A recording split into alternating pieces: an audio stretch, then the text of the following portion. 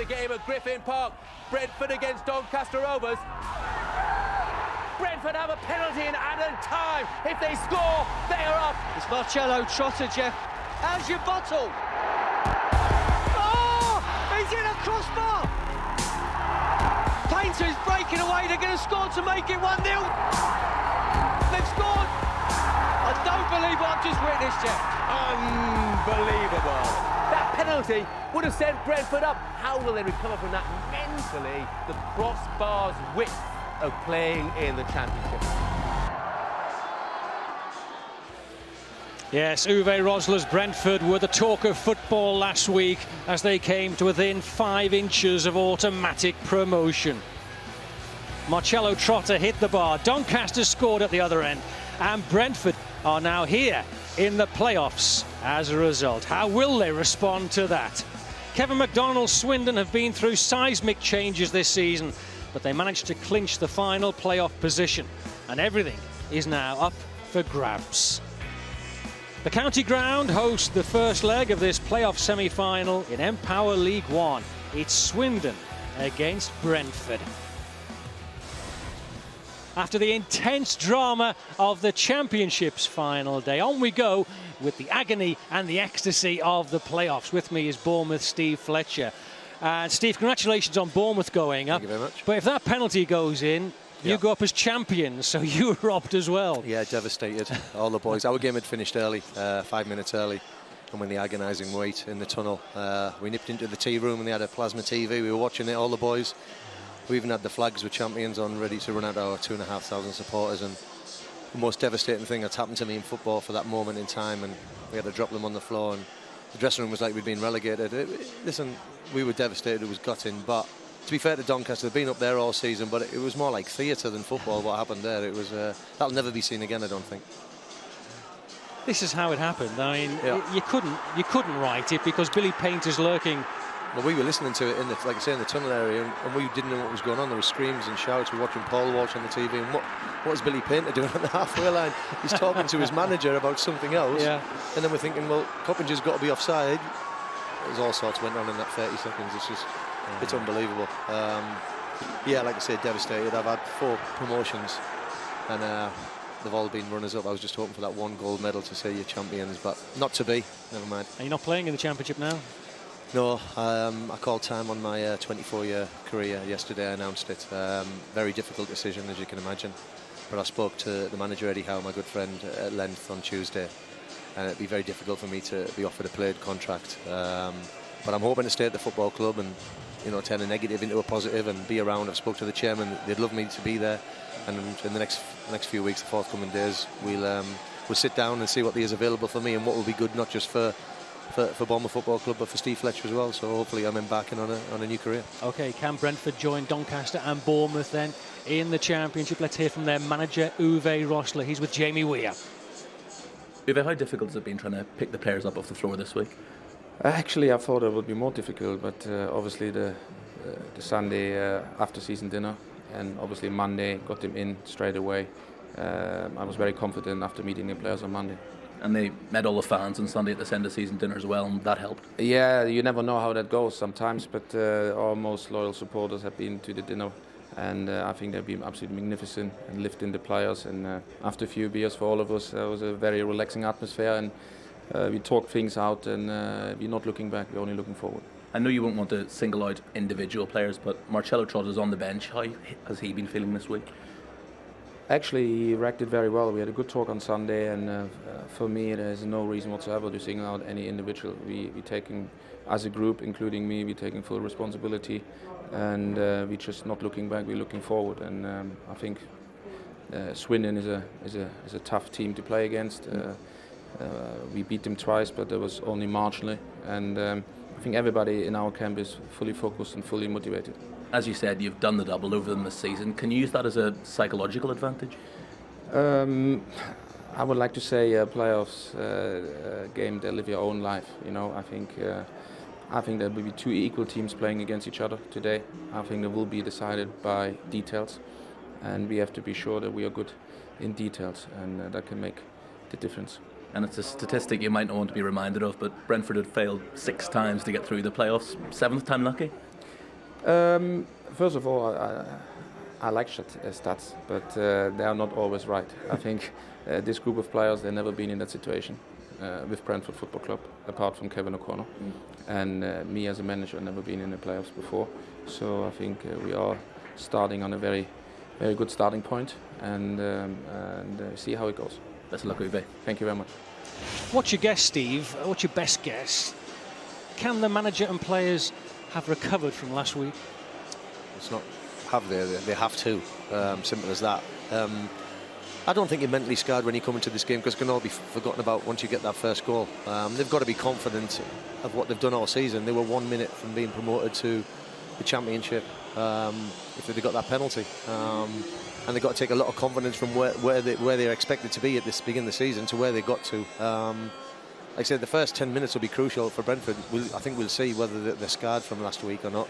But then again, Swindon didn't finish the season on a high. They went to Scunthorpe and defeated 3-1. So both teams are not really going into this full of confidence. But yeah, Brentford's the one you're going to be looking at to say, can they respond? And the manager will have done everything in his power this week, and the players and his experienced players, to galvanise the squad and say, look, we're in the playoffs. Forget about what's happened. It's easier said than done. But I'm sure they're going to perform. It's going to be so tight. Yeah. And Trotter won't be taking penalties. We know that anyway. Well, yeah, I mean, it's difficult. I don't know the lad, you know. I mean, there was a bit of a fiasco before the penalty, you know. It was a minute or two they were discussing who was going to take it, and he decided he was not going to give the ball to anybody, and unfortunately the boy hit the bar. But yeah, he's on the bench. Uwe has said there he's picked his team around what he believes is going to be strong here at the county ground, and like I say, it's going to be very tough to call. Very tough to call. What's your view of Brentford this season?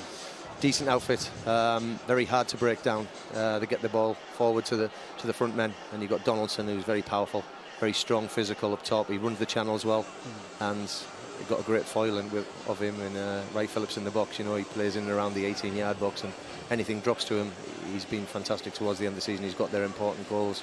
I think they're going to be difficult to break down. They've got two big centre halves. They're strong and powerful in the air.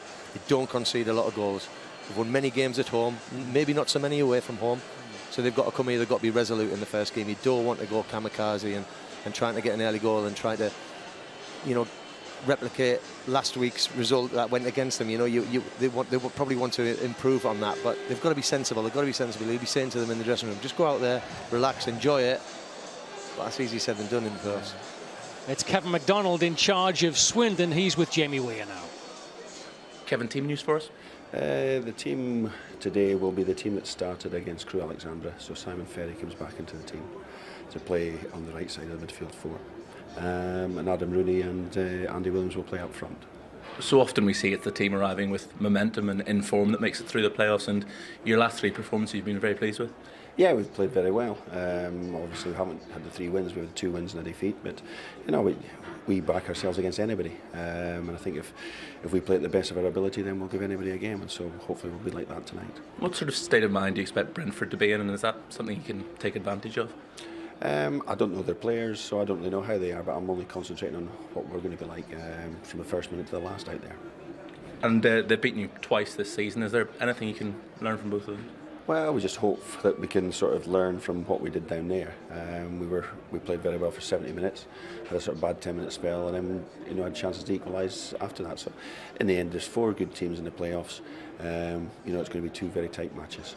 Good luck, Kevin. Thank you very much.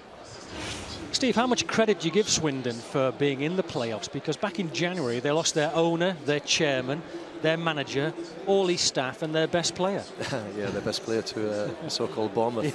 Yeah, fantastic player, and Matt Ritchie. It's not easy. It must have been very, very difficult. It all came at once. The fans must have been a bit disorientated of what was happening with the football club. Where are we going? And obviously in Paulo, you had a massive character, and he came out in the press and said certain things, and from their fans' point of view, it must have been a very, very difficult time. Now as a team, that they've still got some quality in there. They huffed and puffed a little bit towards the end of the season, but they got themselves in the playoffs, and that's got to be forgotten now from their point of view. They've got the quality to go on and get promoted. They're my fancy of the 4 teams in the playoffs. Yeah. I remember our manager said back when we played them, when he took over back in October, he said if we finish above Swindon, we'll get promoted, and we did, because he thought they were that good. They're a good team. I know they're less Matt Ritchie now, and he was an important player. He was a League One Player of the Year. He's different class, but they've still got enough quality in that side to go out and prove to everybody and to their fans they're still good enough. First legs are often cagey, aren't they? Yeah, they are. I saw that last night. But do Swindon need a lead to take with them? I would say history says no, but you would like to as the home team. Everybody wants to say, well, if we can go with a goal or two advantage. And from Brentford's point of view, if they go a goal down, it's not the end of the world. Like I said, they are cagey. There's no rights and wrongs in the playoffs first leg, you know, because as we've seen in other games in past years, a team can be 2-0 down from the first leg at home and then go away and win 3-0. You know, anything can happen in the playoffs, and I just think both teams, they are cagey. They'll be sussing each other out for the first 20 minutes. You watch, it'll go and end up 4-4. Okay, it's Empower League One. It's Swindon against Brentford.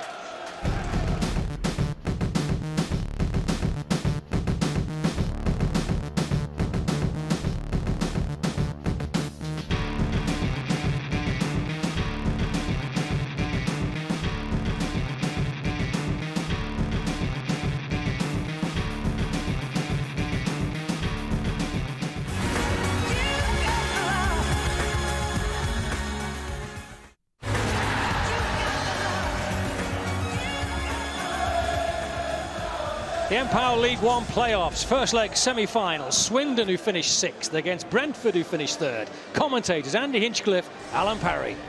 So 9 months of sweat and toil come down to the next 48 hours for two clubs who reached the playoffs in very different ways. Swindon crept over the line in 6th place, edging out Leyton Orient by only 3 points, while Brentford, of course, were just 1 kick away from automatic promotion, only to see it snatched away in the most heartbreaking fashion imaginable.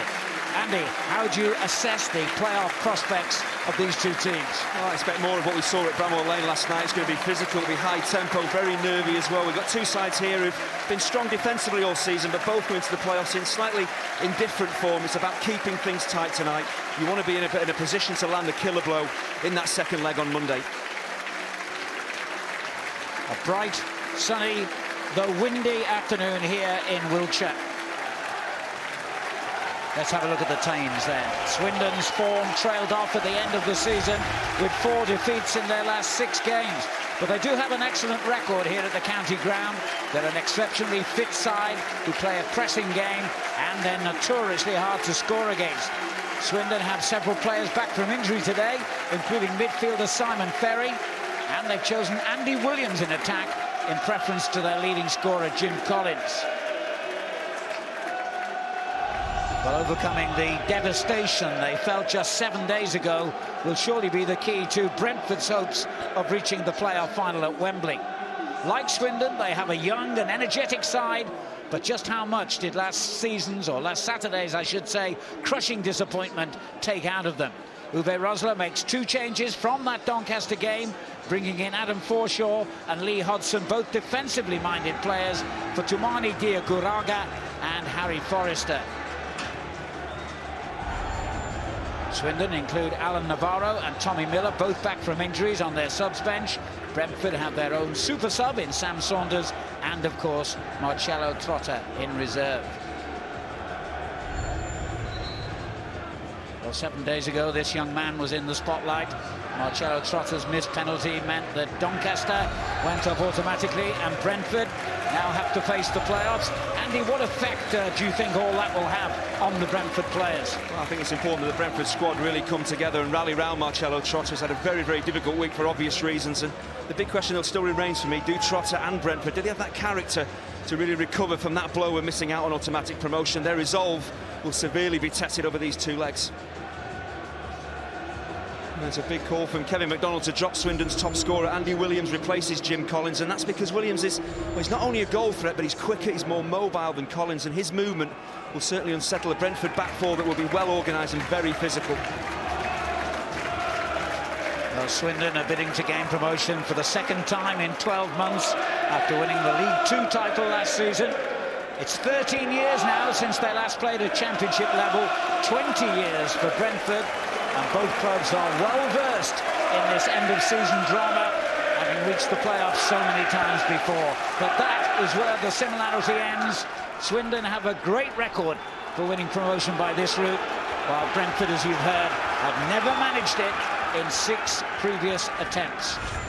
Of course, today, history counts for nothing. It's all about who has the skill and the nerve to come through this match and Monday's second leg at Griffin Park. And incidentally, it was Brentford who won both the league games during the regular season, 1-0 here and 2-1 at Griffin Park.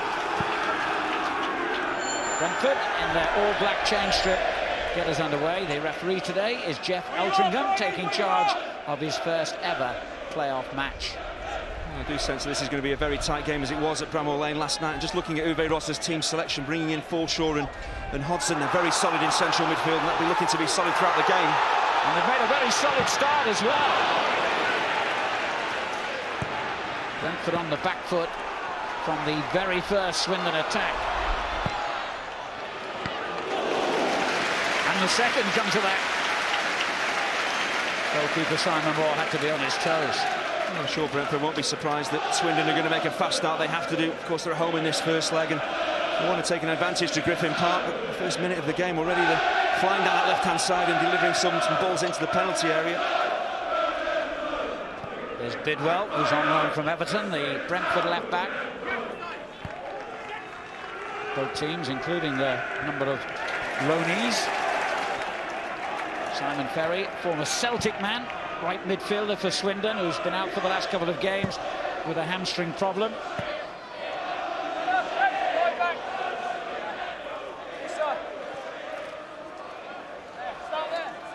Bidwell here was the youngest player ever in Everton's history to play in a European tie when he figured for them in a Europa League game, incidentally. Kevin O'Connor letting it go back to Simon Moore, a young goalkeeper who's had an absolutely outstanding season. Shared the club's Player of the Year award with the man in front of him, defender Harley Dean. His kick misses out Clayton Donaldson, but he can try again. Just looking at the Swindon formation now, I thought it will be 4-4-2 when Brentford have the ball, but when Swindon gets it, Gary Roberts down that left-hand side will push on, and he'll support Williams and Rooney, so at times going forward, Swindon will play with a 4-3-3. Offside flag.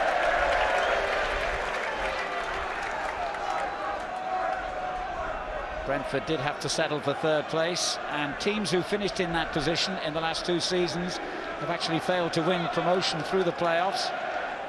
Uwe Rosler's team were 3 places and 5 points above Swindon. Of course, it's been a great week for Germany and the football world. Can he keep that going? Rooney's header giving possession back to Brentford. Clayton Donaldson leading the line for them. And he got the winners in both the league games against Swindon. He's had a fantastic season, 22 goals in all competitions. He has a really important role to play over these 2 legs. A big target man up against 2 solid centre-halves in Flint and Ward, but he loves a physical battle. And of course he has Bradley Wright Phillips alongside him. He made a slow start to his Brentford career on loan from Charlton, but he's really been in form in recent weeks and amongst the goals as well. Here's Forshaw with the early cross. They've got 2 big, strong centre-backs, Swindon. And as I mentioned, a difficult team to score against. A roar there as the referee took a tumble. And Nathan Burns sees it safely out of play. He's one of the players on loan from Tottenham, although I understand he's agreed to join Swindon permanently, irrespective of which division they end up in. Forshaw helping it on again. Mike Phillips couldn't control it, and that was a tough tackle, but quite rightly brings a free kick for Brentford. Swindon at the back, they are uncompromising. They will go flying into challenges, but Aidan Flint just overdoes it here. He's late. He's nowhere near the ball, and it's not easy for players in the playoffs. It's not easy for referees as well in the first few minutes of a game. Big challenges like that, the referee's got to be strong.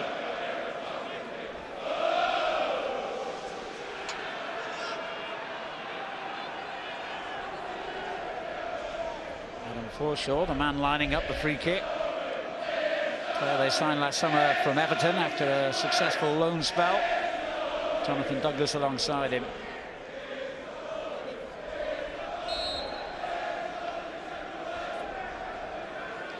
be teed up here for Bidwell. Well, they've changed their mind anyway.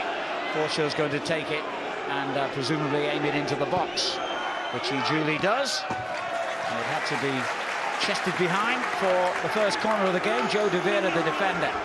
De Vera had no choice there, but it looked for a time there that Brentford were going to have a strike on goal. There's no one really in the penalty area for the free kick taker to pick out, but in the end they changed their minds and delivered it in there.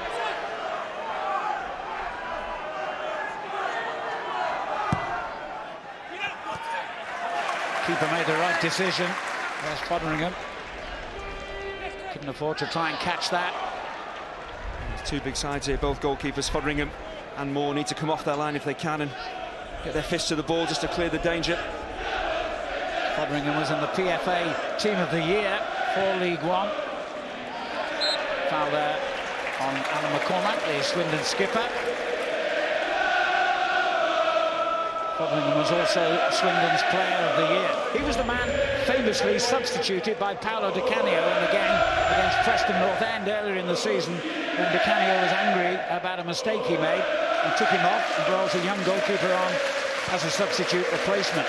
We don't see that very often. 21 minutes he was on against Preston. They were 2 down and Paolo dragged him off. There's a bit of unsavoury stuff between Paolo and Wes, but they got it all sorted out in the end. And certainly Fotheringham doesn't seem to have suffered too much consequently. Bidwell's throw.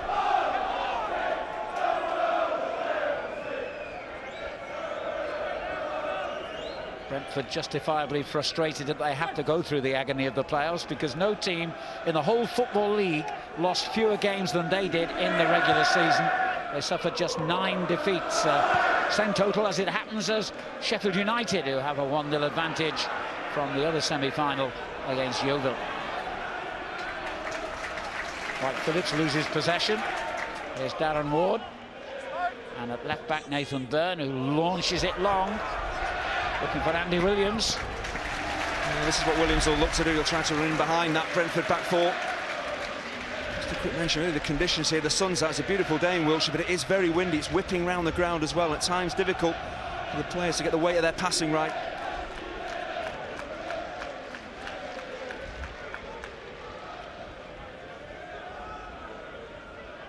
If anything, that wind is against Brentford in this first half.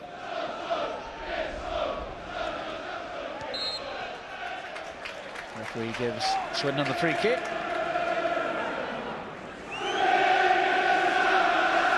Crowd around 12,000 here, including almost 2,000 who have made the trip along the M4 from Brentford. Uwe Rosser was talking about the Brentford fans and how they've reacted to that penalty miss against Doncaster. He's been very pleased with the way the fans have got behind the team. Ward's free kick for Swindon.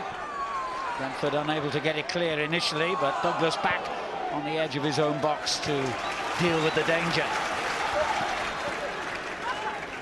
Former Swindon player, incidentally, Jonathan Douglas. Had almost 100 games for them before his move to Brentford a couple of years ago. Not the best connection from Wright Phillips, nor that one. But Brentford do get the throw. He's played every game since he joined them, on loan from Charlton. Well, Forshaw felt he was going to get a free kick there. It's actually Swindon who got the throw. Ferry for them.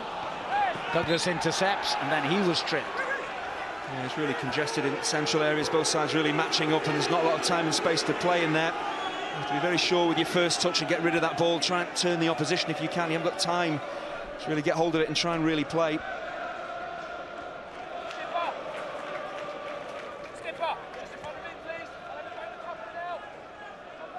Kevin O'Connor, Brentford legend, will take the free kick. His 14th season this in the first team, and he's actually had a long spell out injured when he just returned. He should have taken that penalty, of course, as he is the #1 spot kick taker against Doncaster.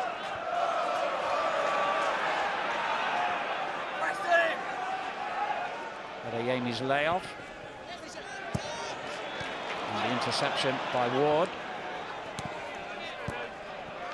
Hodgson can't keep control on that far side, but Douglas wins it back for Brentford. Logan, an excellent right back, just got a bit too much on that. Goal kick. Oh, scrappy the opening 10 minutes of the first leg of a semi-final. You probably expect that. Uwe Rosler's being the manager of the away side. I'm sure he'll take this scoreline come the end of the game, get back to Griffin Park. They've been strong there all season. They look to do the job in the second leg.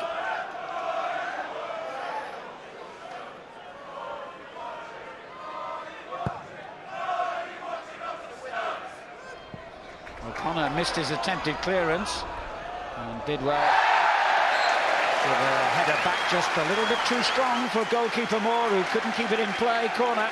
And the linesman did well, actually, because the keeper definitely carries this back over the touchline.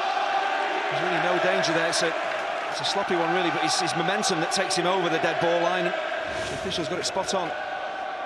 Swindon have the giant central defender Aidan Flint as a real target here. Gary Roberts will take the kick, and he is the dead ball specialist. And delivered into the right area.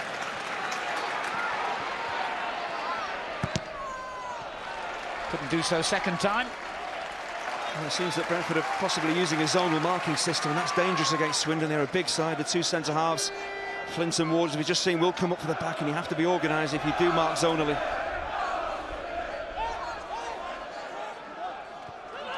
Roberts again. There's McCormack. Byrne lifts it forward. Flint has remained in the Brentford penalty area from the earlier set piece. Now Byrne's given it away here to Douglas.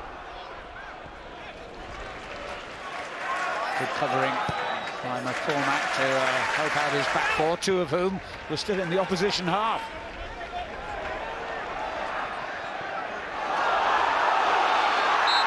A pretty cynical foul. And then he kicked the ball away. Dean, he could be in trouble for that. Well, Harley Dean, this type of situation, under this type of pressure, just clear your lines, put the ball out of play, you take a risk, you give possession away, you give free kicks away. In a very dangerous area, it's the wrong choice. The referee took no further action against him, but they better be careful, because Mr. Eltringham has produced 3 red cards in the last 3 games he's refereed.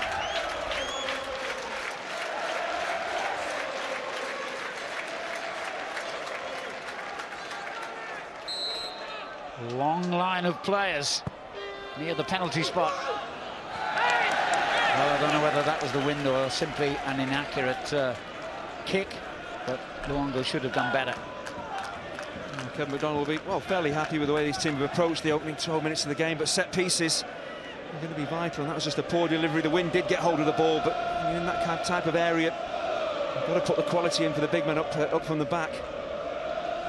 He's won just 4 of his dozen games in charge so far, but that's enough for Swindon to qualify for these playoffs, and they have a very proud history in the playoffs. They won promotion this way in the very first season they were introduced back in 1987.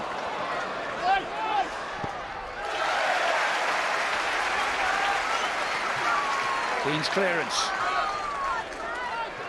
De Vera with the early throw.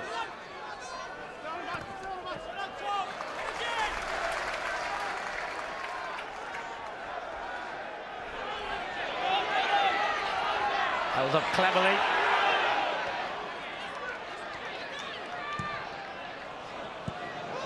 And Dean again the first to react when the ball came into the Brentford box. McCormack with the cross. Well, it's going to be very hard for Swindon to break Brentford down. In theory, Brentford are playing 4-4-2, but Bradley Wright-Phillips is dropping back into midfield, so it's in essence 4-5-1, and Kevin McDonald, I'm sure he's going to encourage his team to get the ball into wide areas and deliver from there, because there's so many black shirts defending their goal, it's hard to get through.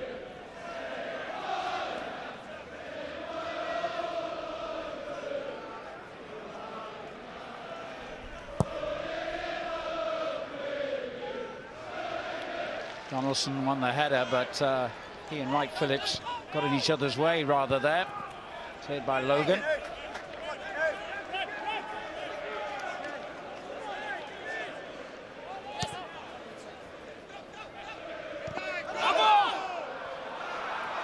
Brentford's throw. Typically frenetic opening. The kind of start that we've come to expect in these tense playoff matches.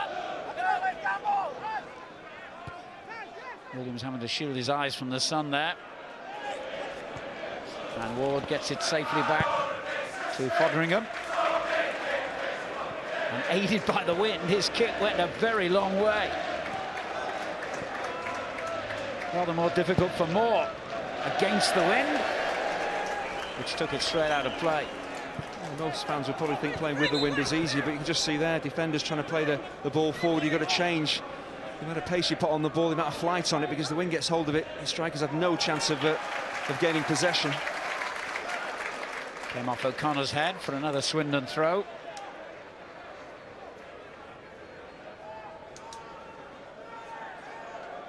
Swindon with an excellent home record, unbeaten in their last 5 games here at the county ground, and only 1 defeat in the last 13.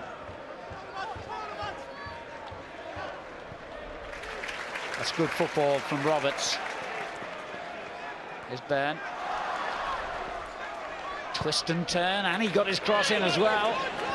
Much too deep.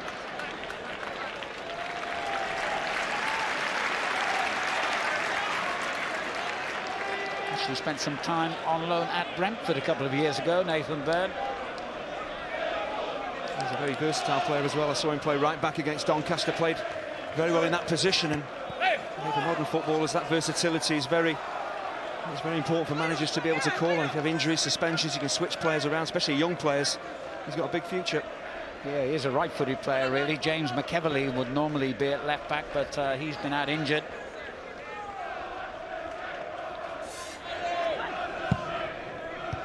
Volleyed back in there by De Vera. Dean with the clearance. Ward heads back. Forshaw. There's Logan again.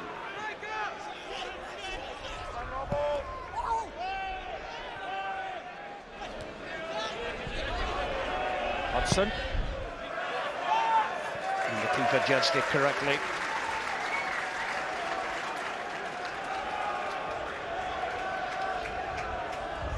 Well, we saw him in action with Sheffield United last night. Chris Morgan, the caretaker boss of the Blades. Just that one goal against Yeovil. And the second leg of that match, like this semi-final on Bank Holiday Monday. Bidwell seemed to lose the flight of the ball in the sunshine there, and that enabled the cross to come in. I can see that Swindon are very keen when they get the ball into wide areas, only maybe 1 or 2 touches, then they deliver. They don't try and run the ball into the penalty area. They're getting it out of their feet and they're getting the ball into the danger zone. It's then really up to teammates to get in there. And the end of Decent, that's a fantastic ball in, actually. The teammates have to get up in support. Williams delivered. Now he's in that crowd of players again, gathered around the penalty spot.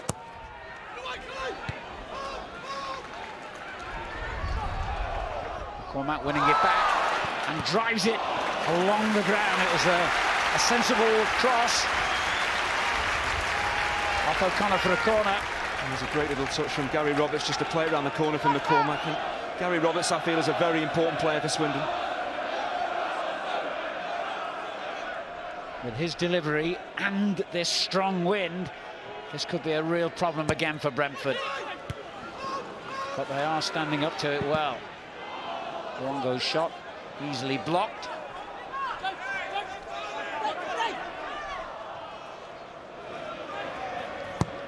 Cleared by Adeyemi.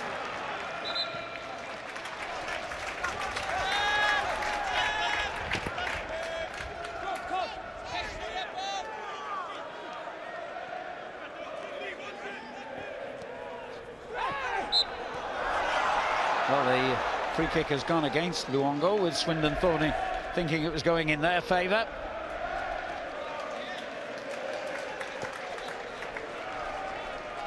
Swindon have a good record in these first leg playoff games. They've won 5 of their previous 6. Different teams, of course, to the one out there today.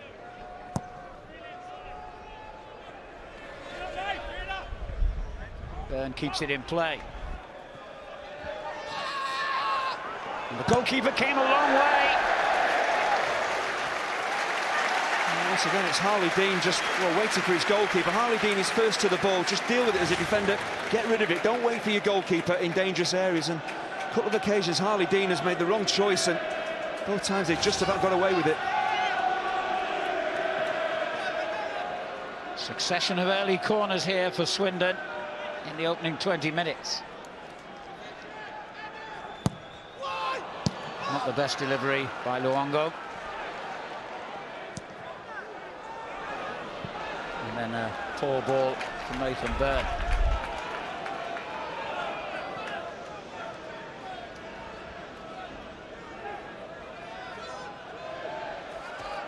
Bidwell slipped there, and that could cause problems against Ferry. The layoff just behind McCormack, but Roberts takes over and goes for goal. Oh, Gary Roberts has a fantastic left foot. There's possibly just a touch on the shot as well, but his first thought once again with the wind behind him, get it out of his feet and get the shot away. And he's going to drift into these type of areas, Gary Roberts. He won't just stay wide. He'll go and get involved, and I think the touch on the ball is what takes it up and over the bar.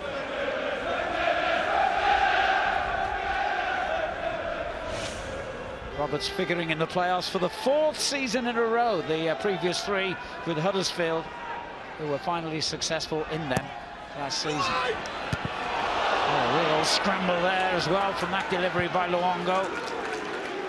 Donaldson hacks it clear for Brentford, who are under real pressure at the moment.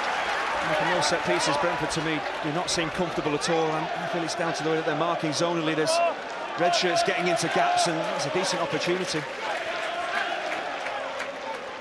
Ward onto Flint.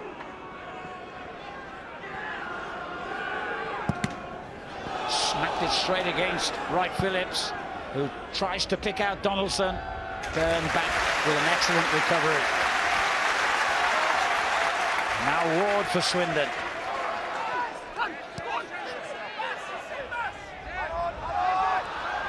Luongo caught in possession. Douglas, here's Wright Phillips. And that's a lovely ball for Forshaw. What a chance for him. Oh dear. Well, in tight games and tight playoff matches, you don't get too many opportunities as the away side. And this is a big one for Brentford. They've been under pressure, but on the counter-attack, they get midfielders breaking forward. That's what Forshaw does. Excellently timed run. He just waits long enough, but give the keeper Fotheringham some credit here. He stays on his feet. He doesn't give Forshaw a lot to shoot at, but at the very least, you've got to hit the target from that position. That's what the manager thought of it. Forshaw hasn't scored now since Boxing Day. And that, far and away, the best chance of the opening quarter here. And that's exactly Brentford's game plan. They're going to sit deep. They've got a very compact midfield four. If they can win the ball back, nick it on the halfway line, get those dynamic players breaking beyond that Swindon back four. There's a golden opportunity, and Uwe Rosler knows it.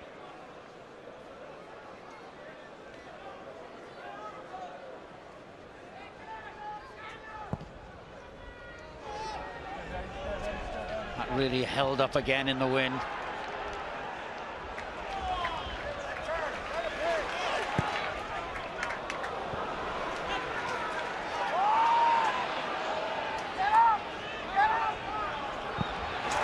Charged down by McCormack, just what they've come to expect from an all-action player who under Paolo Di Canio figured as centre-back, full-back on occasions, but this is the position he enjoys best, in the middle of midfield.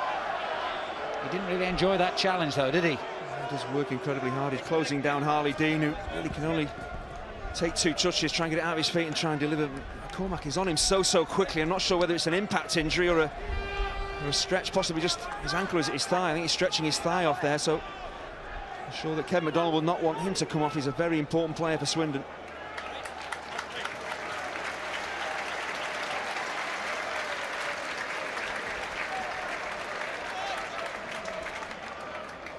Didn't even need treatment in the end.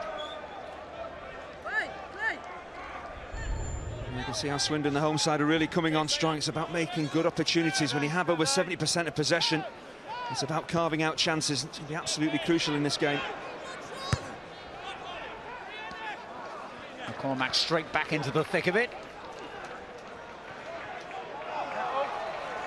I have to say, although even though Swindon are dominating the possession, the one golden chance in the game has come from from Brentford with Forshaw.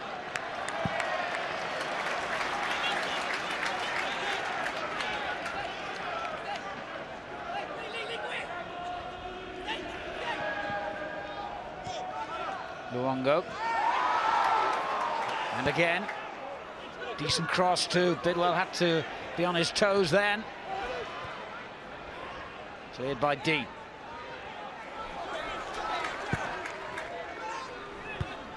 McCormack keeps the pressure on here. And no offside chance for Rooney.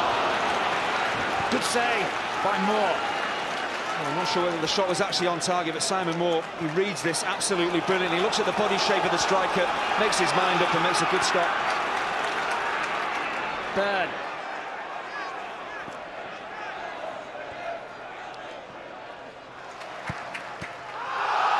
Big shout for a handball from the home fans. The referee says no. Well, now, was that a foul? It looked as though they just came together there, Donaldson and Flint, but a free kick's been given. Yeah, it did look slightly clumsy, two big men chasing the ball down, and I think from Flint's reaction, he's not complaining too much. Donaldson's actually across him, and the referee's absolutely right, because Donaldson's going to get to that ball first. Flint comes across him, catches him, it is a free kick. Big defender they signed from non-league Alfreton a couple of years ago.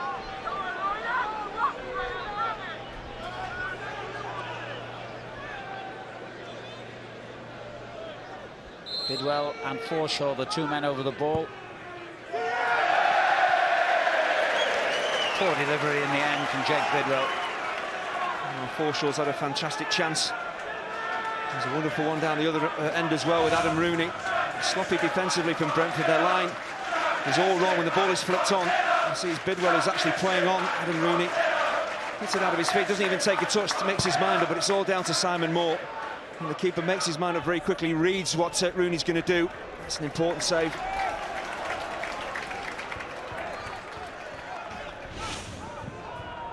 De Vera. Got that one all wrong. Back in again from Flint. Now. Well, that's a big call by the referee. When Dean and Rooney came together, there was certainly contact, shall we say. I think the only thing that saves Harley Dean here is that there's no way that Rooney's possibly going to reach this ball. It's very clumsy from Harley Dean, and when you're the last man, you can see he actually steps across. There's a bit of contact. Actually, Adam Rooney does go to ground fairly easily. I think he knows he's not going to reach the through ball.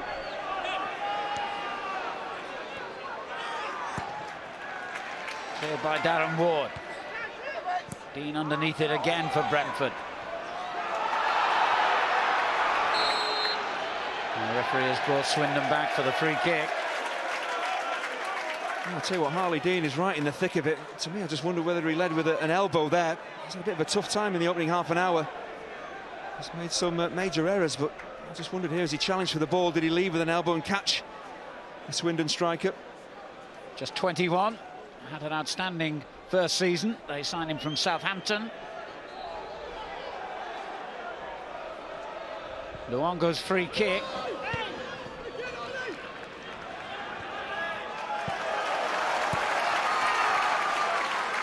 Seems to be everywhere at the moment. Dean.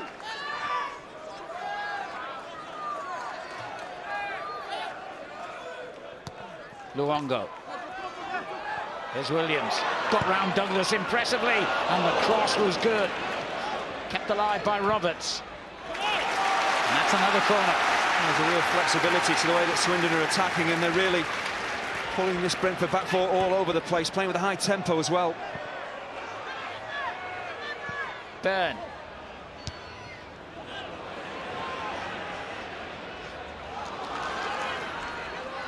Well, that's brilliant football. And Wright Phillips keeps going down the right-hand side, and he's got support there from Hodgson. Excellent run, though, by Bradley Wright Phillips.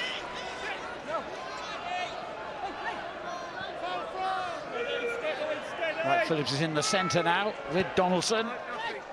Here is Donaldson.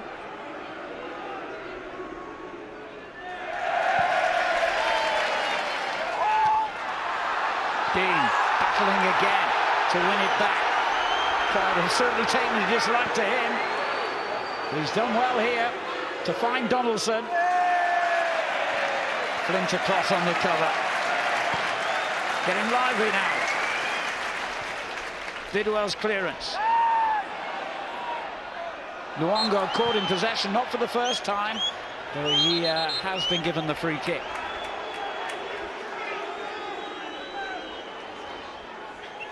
I expected a really physical contest between these two. I just wondered, did I do Harley Dean a disservice? It's actually a clash of heads. It's not really leading with an elbow at all. This is debatable when the ball gets flicked on. Harley Dean collides with Adam Rooney, but to me the centre forward is looking to make something of that. I'm not sure he's going to reach the ball.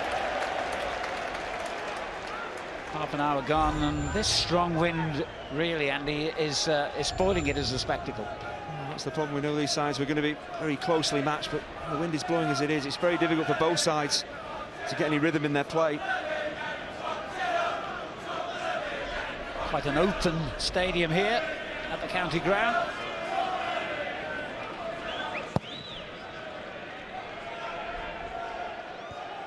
Rivera's header on, cleared again by D.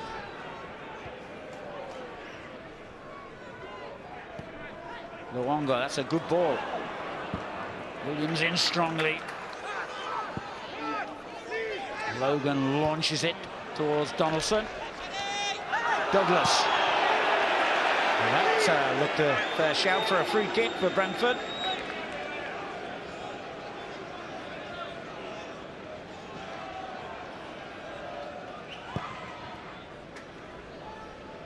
More looking for Donaldson on the right. As you mentioned, Alan, it's the referee's first taste of the playoffs, and for Jeff Eltringham it really is a baptism of fire, because there's so many challenges going in and he really has to be eagle-eyed and really has to concentrate to get his decisions right.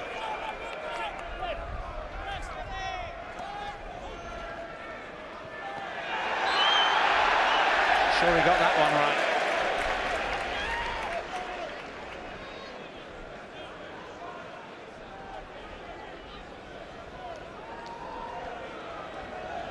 Darren Ward, very experienced defender, former Millwall, will take the free kick.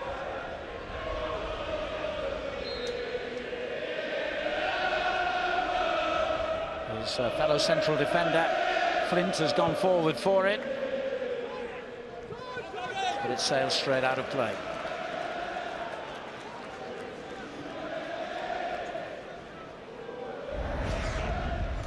Well, in this welter of playoffs, they just come thick and fast now. And Burton Albion take on Bradford tomorrow live from 11:55 a.m. on Sky Sports 2 HD. Burton with a slight advantage there, as indeed have Northampton, who have to go to Cheltenham. That also live from 4:30 on Sky Sports 1 HD.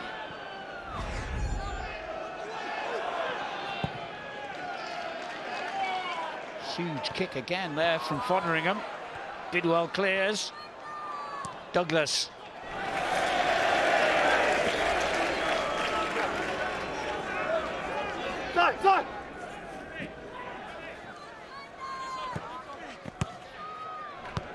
De Vera. Douglas had to be quick, as indeed did Logan. McCormack. Looking for Rooney, coming in from the right.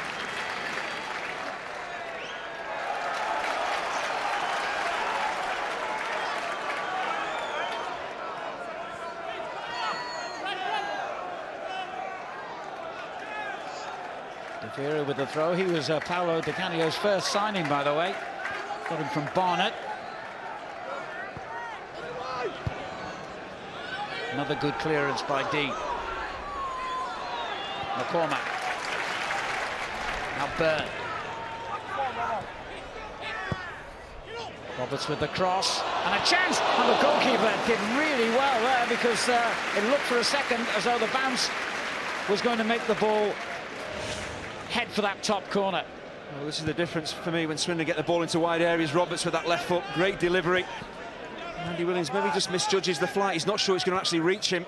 Doesn't time his jump at all. Once he heads it down, all the pace comes off the ball, and it's a comfortable stop for the keeper. Powerful challenge coming in from Flint.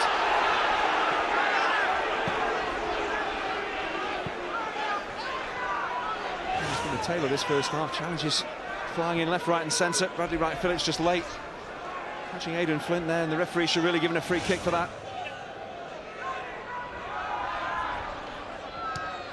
Wright-Phillips involved again, and the volleyed cross earns Brentford a corner.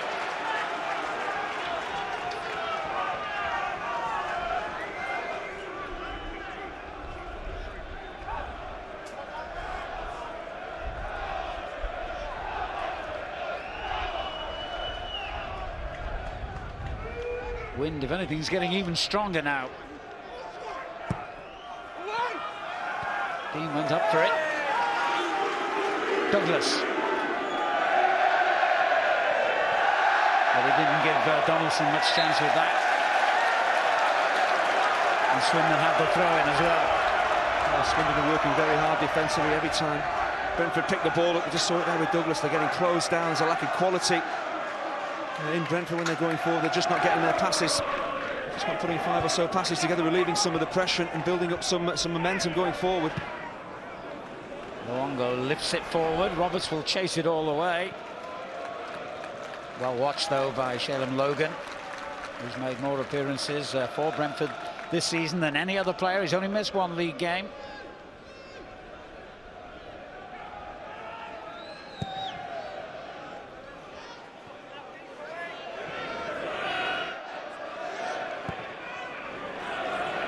Hasty clearance by De Vera.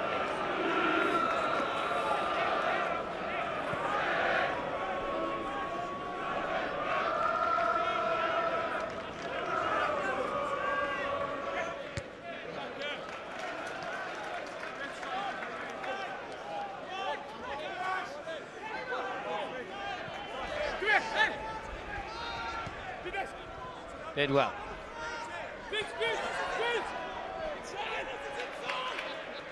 Run straight into De Vera.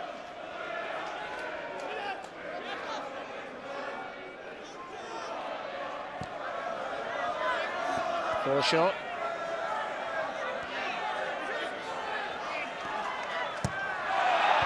He did well to get his cross in from such a tight position. It's a bit of a better spell from Brentford. They're just keeping the ball and they've taken some of the sting out of the game. Bidwell, cleared again by De Vera. And the flick on from Rooney to Williams. Once again, Logan covered. Here's Wright-Phillips. He's done well here. And lays it on for Douglas. Oh, the ball coming across your body line. It's difficult to put your laces through it. Tries to open his body out, Jonathan Douglas, and guide it into that top corner. Really good movement once again off the ball from Bradley Wright-Phillips. Has the intelligence, the balance to pick out Douglas. That's a difficult skill, trying to plant it in that top corner from there.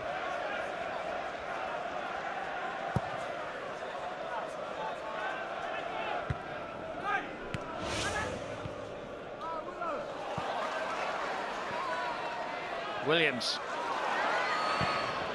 That was a dangerous ball. And here he is again. Forshaw clears. Straight back in from Flint. And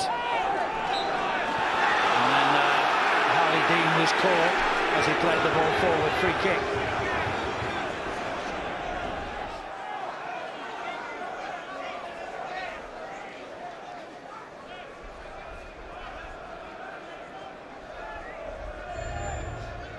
Six attempts on goal at least in this first half.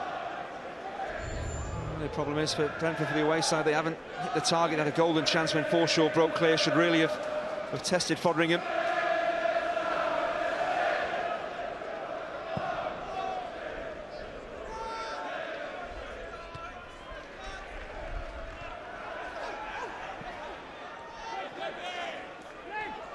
Donaldson did well.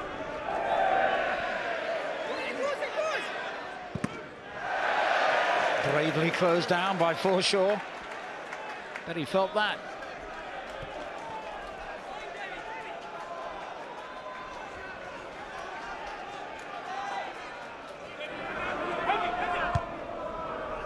Straight back by O'Connor.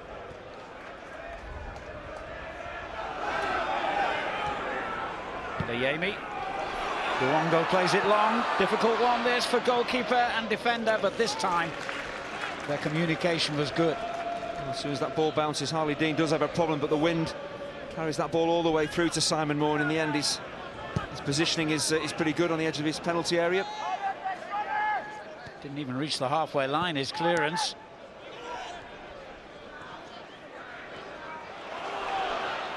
Oh, what a good challenge that was by O'Connor. There's Luongo. Roberts. Excellent tackle by Logan. Straight back in from Ward.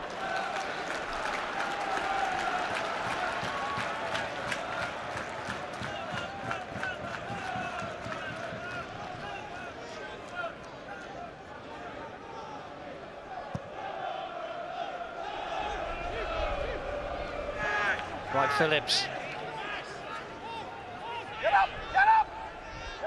O'Connor. Now Bidwell. Good ball for Donaldson. Forshaw. Offside.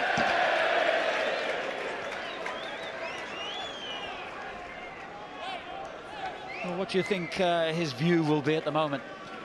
Well, I think for managers going into the playoffs, I know it's a two-legged affair and they'd rather be away from home in the first leg, so we won't be disappointed. I think it doesn't matter about performances, it's about results, and he'll want to take something positive back to Griffin Park, as will Kevin McDonald. He wants his side to push on, maybe in the second half. I feel they do need at least a goal to take to Brentford.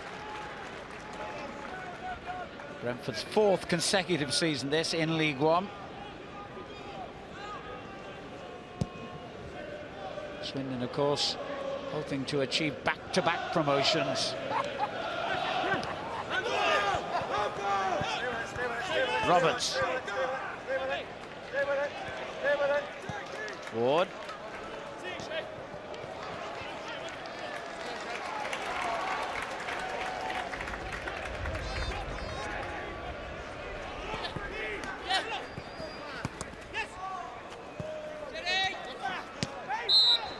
Another free kick has been given to the home side.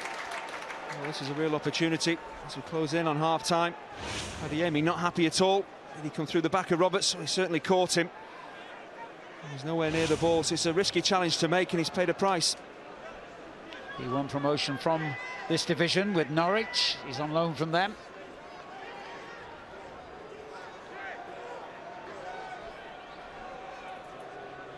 Massimo Luongo, who, despite the Italian name, is actually an Aussie from Sydney, will take the free kick.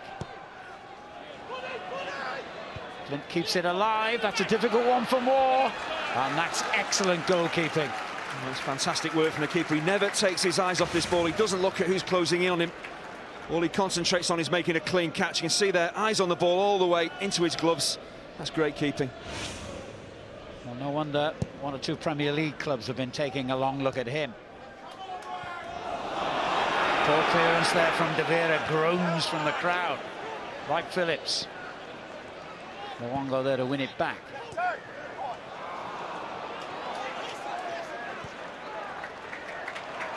Roberts.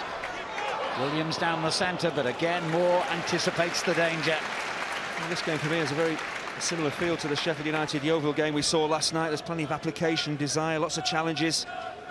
I'm just really struggling for real quality, and I think the conditions have something to do with that as well. Brentford's right, Phillips seems to be the player to me that does, when he has possession, bring quality to the play.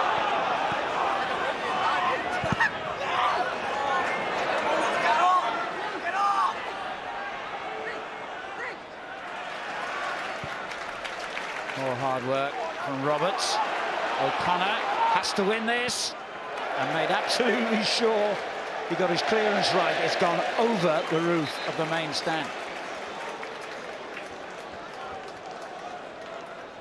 Ward has an injury at the moment for Swindon. Darren Ward. Well, the Brentford players here were complaining about a challenge on Adam Forshaw. It should have been a free kick, and it certainly should have been, but Brentford still had the ball. The referee's trying to do his best. He's trying to play the advantage for the away side, but that's a really clumsy challenge from Luongo.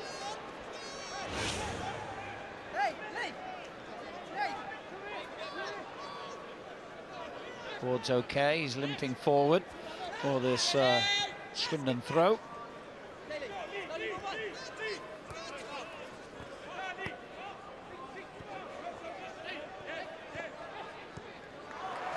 good football. Till that moment, anyway. Good interplay, though, involving Byrne and Roberts.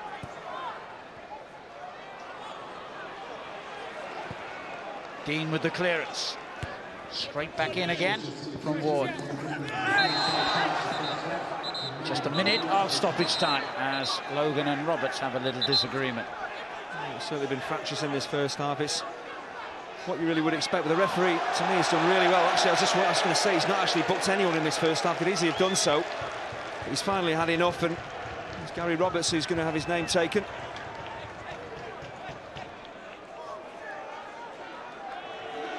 There's Roberts and Logan. Oh, the touchline, where's clumsy? Not sure whether it is an intentional trip, but there's a bit of a coming together there. There's a bit of pushing and shoving. Didn't seem too much in that. I'm surprised the referee has gone for the yellow card.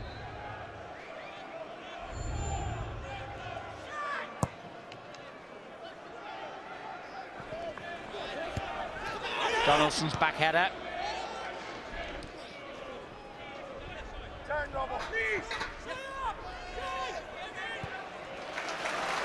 Guevara gets it back from Ferry. Luongo. Ward. Now Byrne. And there is the half-time whistle. Well, a game of very few goal-scoring opportunities. The best fell to Brentford's Adam Forshaw, but he pulled his shot wide of the far post. Adam Rooney had his moments as well for Swindon. But at half-time here at the county ground, it's goalless. Swindon Town 0, Brentford 0. Frenetic first half in the playoffs. The views of Steve Fletcher coming right up. Goals at half-time. Some big hits in there. Some mistakes, some chances, but no goals so far.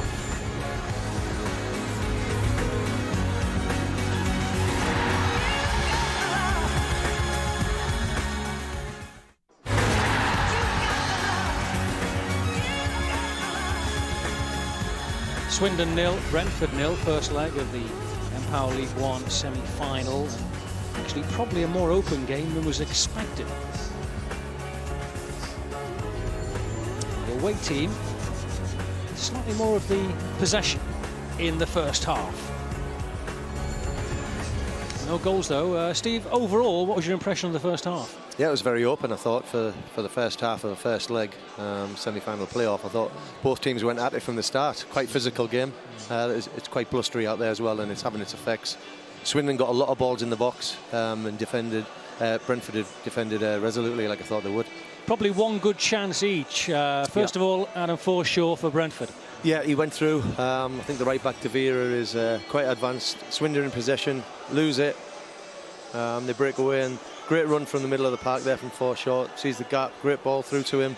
You just think he can hit the target, but to be fair to the Swindon goalkeeper Fodderingham, he makes himself big. You know, he narrows the angle, and from in that position, you'd be thinking just hit the target and see what develops from it. Unfortunately, he dragged his shot wide, and there's a good chance because Forshaw's been probably their most inventive player on the pitch. You can see he's got that quality coming from Everton. He's very comfortable on the ball, and he's made them tick in the first half. Composure is the hardest thing, I suppose, in a playoff game. You're telling me. To find, yeah.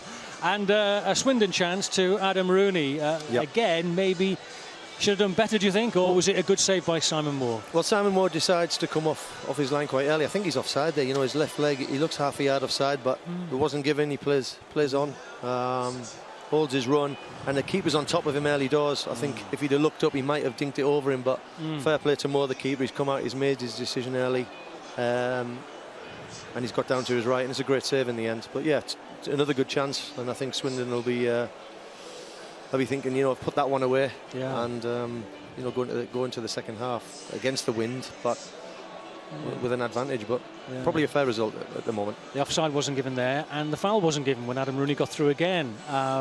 It could have been a foul, which would have meant a sending off, which I suppose was in the referee's mind. Yeah, potentially big decision to be made. I think the only reason the ref wouldn't give it is because the keeper is so advanced, he collects that. If he's coming from his 6-yard box onto the ball, and there's a couple of seconds in between that, you know, I think, you see, he does clip him. You know, potentially that is a sending off and down to 10 men, and I just think the keeper was so advanced and he collected the ball so quick after the flick on that the referee looked and thought, well, he was never going to get onto it, Rooney. But the laws of the game state that. And it's one of those, isn't it, where you see in other parts of the field, the referee gives it straight away. It would, yeah, and it's a big decision to make. I said that the players get nervous in big games, and it'd be the same for the referee. He doesn't want to make it 11 v 10. Yeah. Any other place on the field, I think he'll give that as a free kick. It was a difficult decision, maybe the right one, the right one. We've still got 22 players on the field. We've got no goals yet, though, in this first leg semi-final, Swindon against Brentford. The managers at the moment doing their work at half-time. Kevin MacDonald up against Uwe Rosler. Who's got the best ideas at half-time?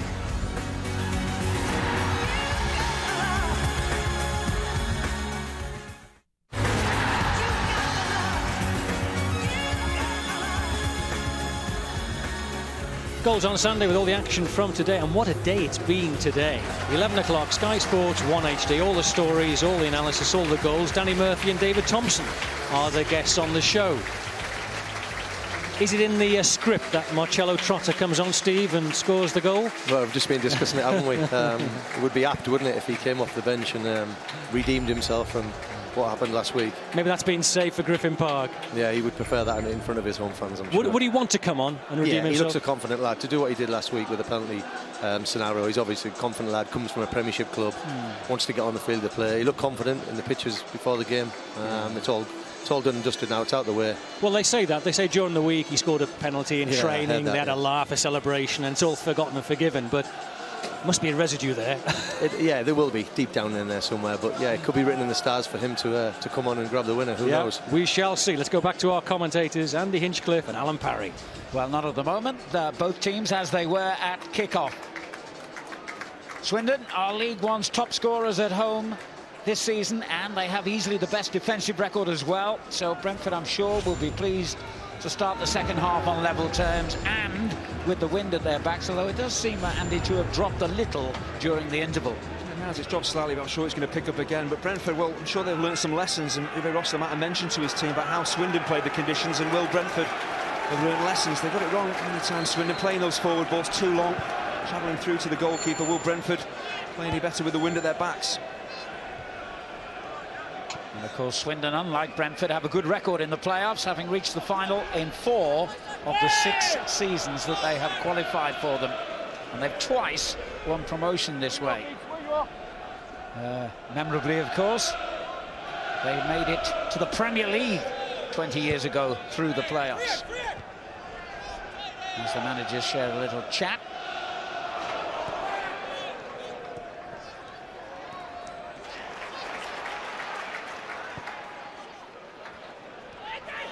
Had plenty of time to turn there and lay it off, Williams. Now he gets himself into the penalty area. Roberts is there as well, and McCormack. Slipped by Luongo, but they keep possession with De Vera playing it in. McCormack, who's onside.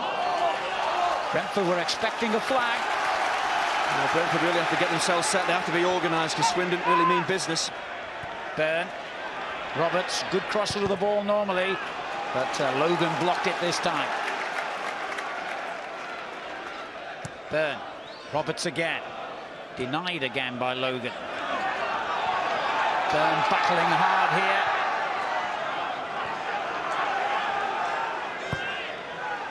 here. Launch forward for Donaldson, but met by the head of Flint. De Vera.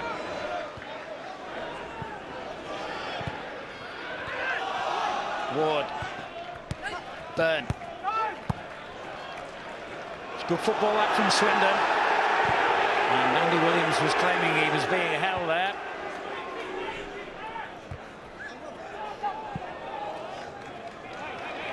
Frantic start, just as we had in the first half.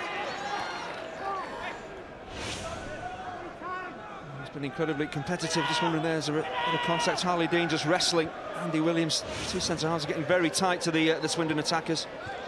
Donaldson's header. Playoffs have been going for 26 years now, and they always entertain. Maybe the quality of the football isn't always of the highest standard, but with so much at stake, 9 months of football encapsulated in just 2, or for the lucky ones 3 games, perhaps we can't expect that. but they're always eventful, always exciting.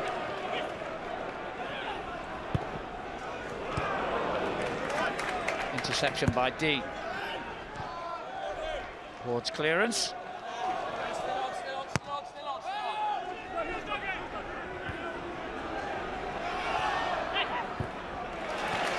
Roberts. McCormack. On the right-hand side is Ferry. De Vera. McCormack again. Ferry holding it up for De Vera. Forshaw blocked his way forward, and that's good defending by Brentford. It's noticeable that Swindon, since we've changed ends, are trying to keep the ball on the floor and get the ball into the feet of the strikers. In the first half, playing long forward balls over the back of the Brentford back four. Maybe Kevin McDonald said, look, with the conditions, let's try and use the win to our advantage. It's going to hold up. Let's try and get the ball into feet and get our midfielders involved in the game more.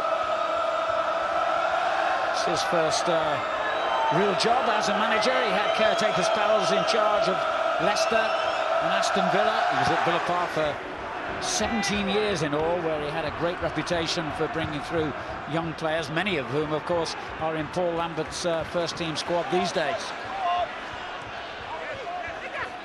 De Vera, McCormack, Ferry. Rooney. Luongo's got himself into a good position in the box, but the cross blocked and dealt with by Bidwell.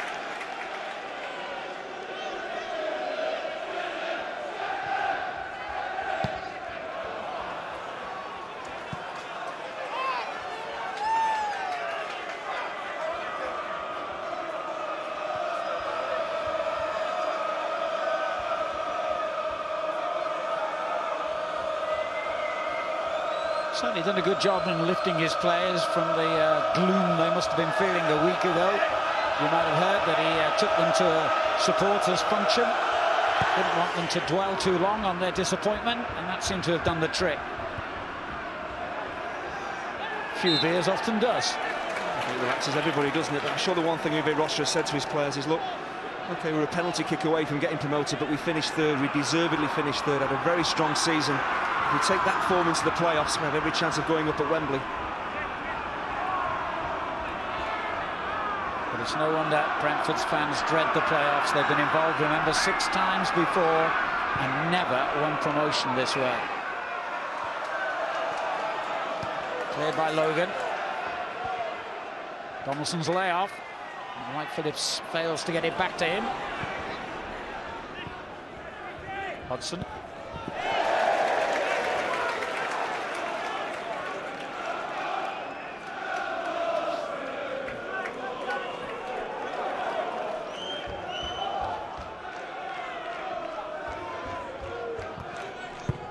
Burn.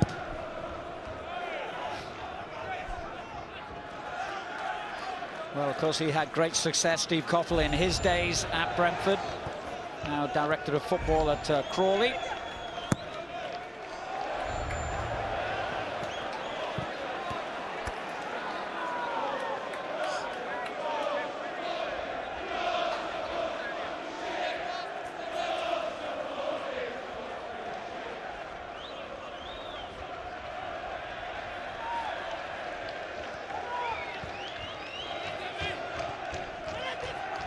Phillips with a little flick on there. Forshaw. Hodgson holds it up. Logan's cross is a good one, and it had to be met by De Vera.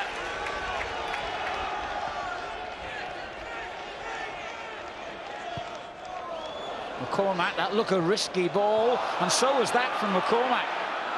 Taking a few chances there. Well, they're certainly trying to play a bit more football, but they're running a risk trying to play out from the back like that. They give one cheap ball away, and Brentford could be right at them. Got away with that, Alan McCormack.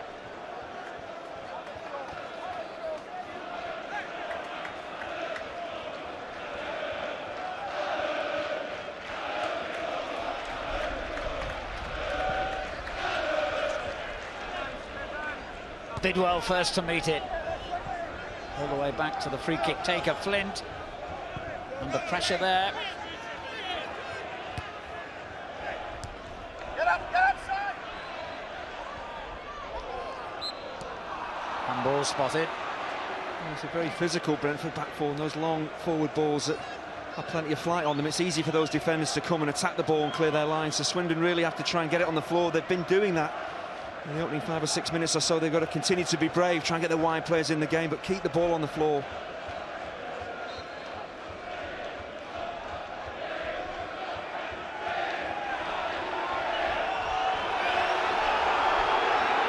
Home fans unhappy that Simon Moore's taken a long time to deliver the free kick, and when he did, it sailed straight out of play.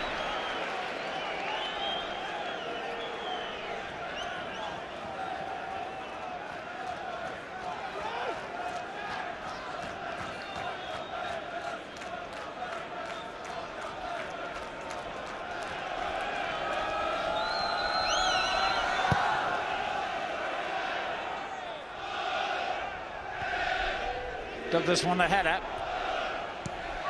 McCormack plays it back in, and away and out by Bidwell.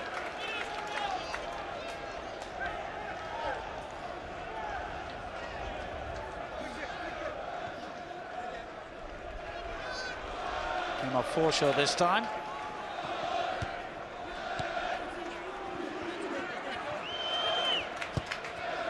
Swung in towards Rooney, edge of the box. Williams and Roberts were with him. The layoff there by Donaldson. Logan takes it on. Well, the linesman was actually signalling a free kick for Brentford, and then the referee overruled him and gave it to Swindon. Just mass confusion, two players coming together, and one of the officials thinks it's a foul one way. The referee says, no, I'll take charge of this and give it the correct way. For me, Logan just clips the back of the heels of the, is it Luongo, I think, it goes to ground. That's the decision. The free kick should be Swindon's way. And finally they get there.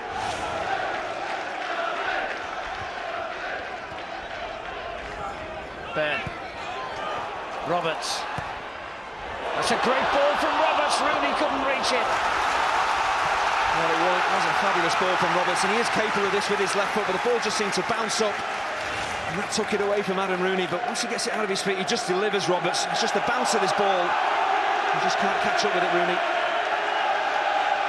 A fabulous delivery, and behind that Brentford back four, that's what they need to keep doing. Just couldn't collect it.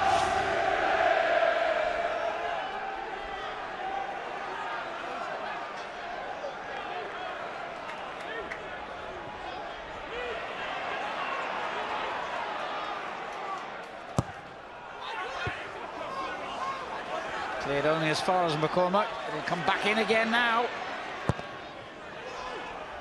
Flicked on by Ward. Douglas was there for Brentford to deal with the danger, and Donaldson fails to hold on to it. Pressure again on Brentford here. Luongo shot, and it bounced straight into the arms of Moore. It's optimistic. It's a long way out, and the bounce of the ball actually helps the keeper to watch it all the way into his gloves. Good positioning from Simon Moore once again, but Swindon just turning the screw and putting Brentford under some pressure. They have to do this in the second half. They need a goal. Dean. Helped out by Forshaw. Here's Williams. Berry takes over. And Forshaw got there ahead of De Vera. However, it's been given away to Luongo. Good spell this for Swindon. Can Donaldson help to relieve the pressure for Brentford? No, he can't. Aaron Ward. That's short for Byrne. He had to slide in, he had to win it. He had to time that well, Byrne, because if he got it wrong, it's certainly going to be a free kick he was going to give away, and he could have been booked as well. It's a sloppy pass from Darren Ward. Lots of players out there. Maybe it's the nerves. Some of the passing has been really sloppy. O'Connor. That's too far ahead of Bidwell. Luongo. Mistakes by both sides at the moment. Will it be a mistake that leads to the opening goal? Rooney tries the header.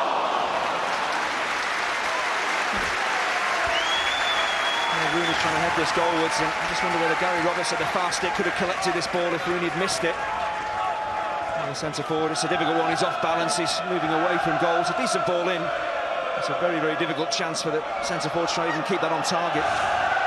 Scored 4 goals in his last 9 games, Adam Rooney. He's on loan here from Birmingham, and Kevin McDonald hoping to make that deal permanent.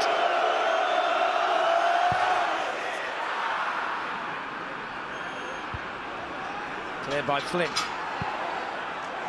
Hodgson. And again.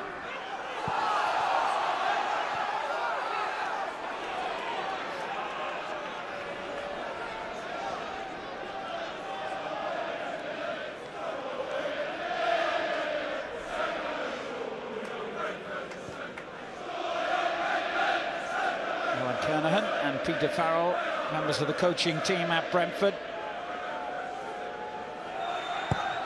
Maybe Ross will be fairly happy with the scoreline at the moment, but his concern will be his side of being forced back, and Swindon are creating a lot of pressure. I was just wondering about tinkering with the system, possibly personnel as well. Will he change things around to cope? Roberts delivers again, away by O'Connor. Good ball, a shout from the home fans, nothing given. De Vera.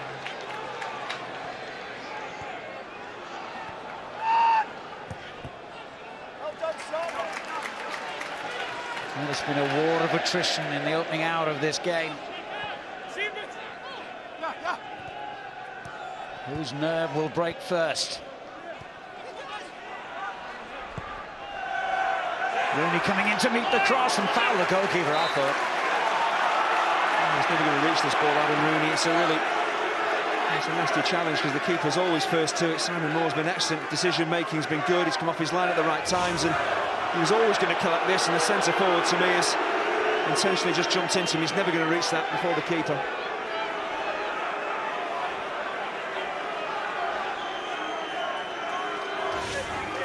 Rooney got a lecture from referee Altrincham, but no card. I'd have to say the booking for Gary Roberts in the first half was for a lesser offence than the challenge we've just seen. Not saying that was too malicious, but there were plenty of heavy challenges in the first half, so that booking really of Roberts was nonsensical. Well, the home fans are on Simon Moore's case again here. He's certainly not in a hurry with these free kicks and goal kicks.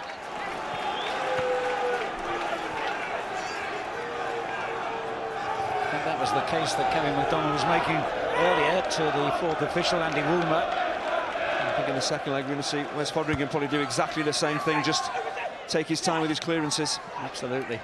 Logan has got away from 2 challenges here. Wright Phillips claiming a handball. And the ball just seemed to flick up off Wright Phillips. I'm not sure whether it was inside the penalty area. It seemed right on the edge, and was it a clear handball? Hard to maybe tell. The ball just flicked up. Oh, certainly the right hand. The referee seemed to be in a good position. Hard to say whether it was inside the box though. So difficult, those situations where the ball comes at defenders quickly.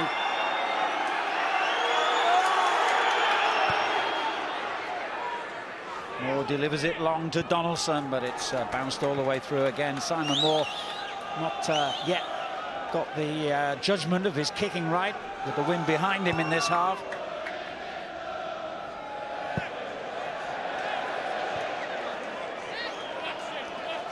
I just wonder whether this was inside the penalty area or not. Certainly bounces up off Bradley Wright Phillips. We've seen free kicks and penalties possibly given for that. This will give us a better idea whether it was a penalty or not. Well, certainly outside the box. Certainly a hint of hand, and the referee was in a good position to see it. Burn in strongly. Logan for Brentford. The layoff finds Douglas. Away by Ward. Here's Byrne.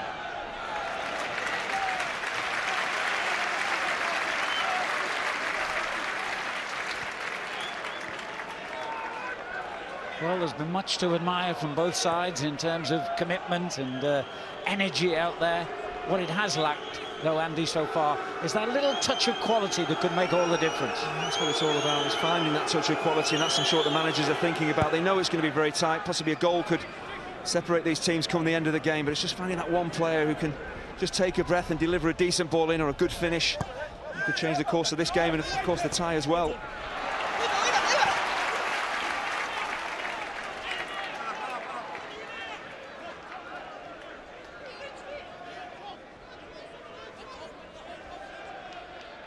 Rooney holding it up well. And Williams went to meet it again. Safe hands from Moore. He's a big goalkeeper, but it is about timing. It's about decision-making for keepers. And once again, Sam Moore, excellent. Luongo.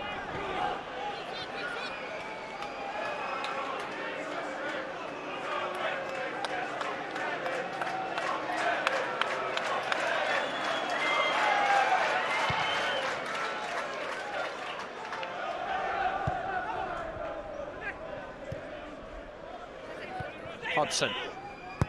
Logan. Cleared by Ward.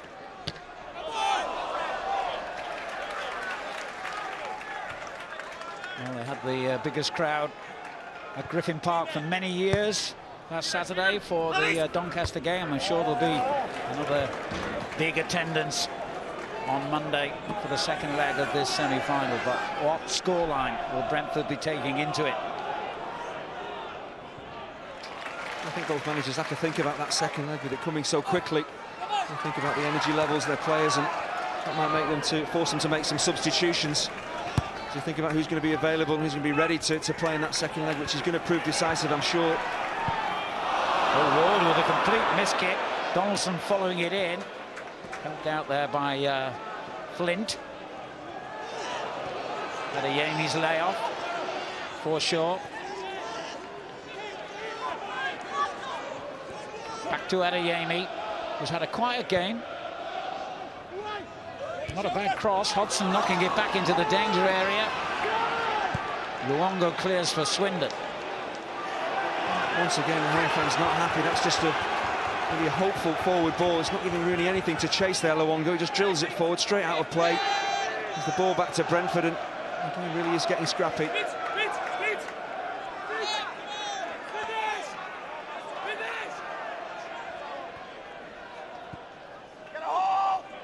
Rooney. Vera plays it long. Luongo. That's a great play. That's a good ball as well for Rooney. It's really good defending from Jake Bidwell. He knows he can't win the first ball, but he just gets his body in the right position and he's able to clear his lines. Luongo. McCormack. Well, the crowd told him to shoot. He obliged. But they weren't expecting a shot like that. He certainly didn't catch it cleanly, but Jonathan Douglas comes flying out of defences, working so hard in midfield. You see him here. He knows that the shot's coming in. He goes flying in the face of McCormack. And Brentford are working very hard to keep that clean sheet.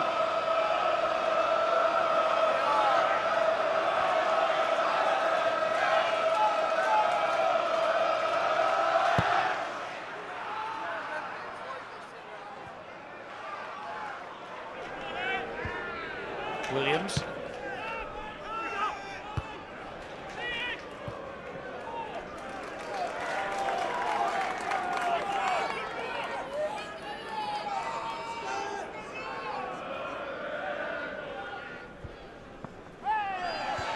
Douglas. Flicked on by Adeyemi to Donaldson. He hasn't had much to feed up today. I was going to say the Brentford front two, it's been very, very difficult. Swindon have forced Brentford back, and the service up to Donaldson and Mike Phillips has been sketchy.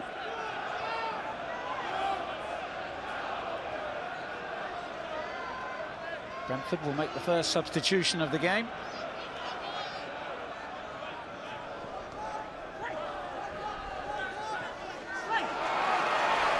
Donaldson dispossessed.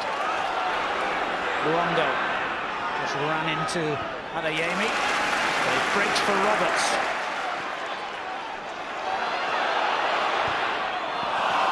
That's so unlike him. And he is the one player in that Swindon shirt that I feel could provide real quality to open this game up. Discuss the cross. We need to get the ball to him more often. He's not really had the ball last 10 minutes or so, but in positions like this, with his ability, at the very least, he should be putting a decent ball in for his strikers to attack. Now Brentford will make that change. The player coming on, Farid El Alagoui, a Moroccan, who's just come back from a serious knee injury, and he will replace Bradley Wright Phillips. He had a lot of success in the Scottish League with Falkirk. He was top scorer for them last season with 28 goals. Well, it was an interesting change. If it's not an injury to Bradley Wright-Phillips, he's been impressive for Brentford. I just wonder whether Uwe Rosser is thinking about that second leg and he wants his key men available for it. Roberts. Much better cross this time. However, Ferry had to stretch to control it. Now De Vera. McCormack. Ferry again.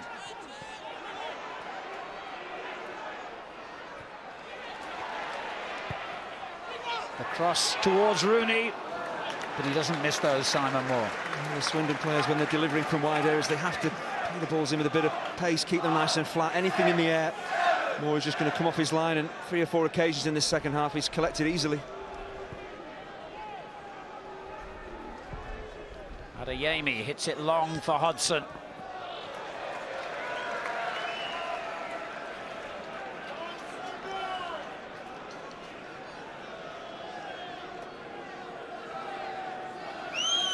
There's been so much action in the Football League this week, we've almost forgotten the Premier League, but what a match tomorrow at Anfield as Liverpool take on Everton, live from 1 on Sky Sports 1 HD, and that of course is followed by another huge clash at Old Trafford, Manchester United versus Chelsea.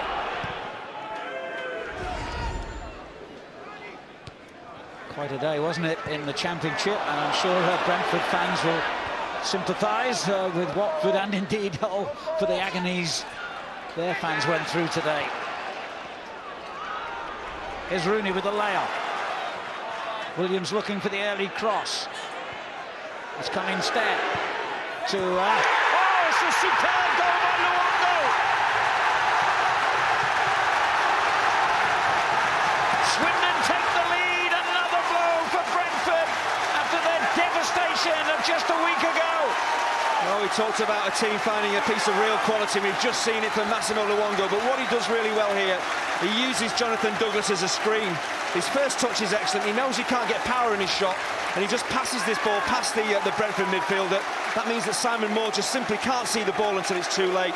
It's a great first touch out of his feet, but once Douglas comes to him, he just uses him as a screen and bends it round him, and once he does that, the keeper Moore has a real problem and can't get across. It's quite brilliant from Luongo, the touch of quality we needed.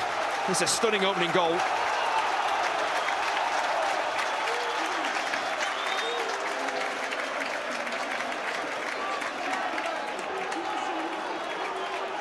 Massimo Luongo on loan here from Tottenham with only the second goal he's ever scored for Swindon, and what a day to get it. Well, that could be absolutely critical in the complexion of this tie, but everything's been so fast and furious and there's been challenges flying in. Just for a second there, everything seemed to stop when he took possession of the ball and the quality just shone through. Right into the corner where Moore was unable to reach. I think Douglas though made his mind. Once he was closed down, he knew he couldn't get the powerful shot away, use his laces, so he thought, I've got to use the instep, whip this ball, just pass it into the corner. So intelligent to think that quickly when a defender is on you. Very hard to get your thoughts straight and do what is needed to score.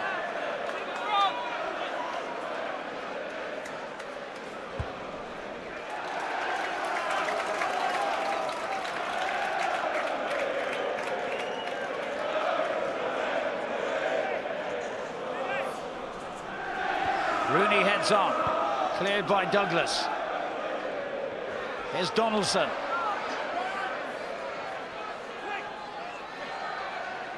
Nice touch from him. Hodgson's cross straight against Ward. You see Uwe Rosser there, he's urging his team up the field. He feels they're dropping too deep, they're dropping back onto the edge of their own penalty area. The midfielder dropping back on top of the back four, and it's just inviting Swindon on. How will Brentford respond? Disappointingly so in Logan's case there.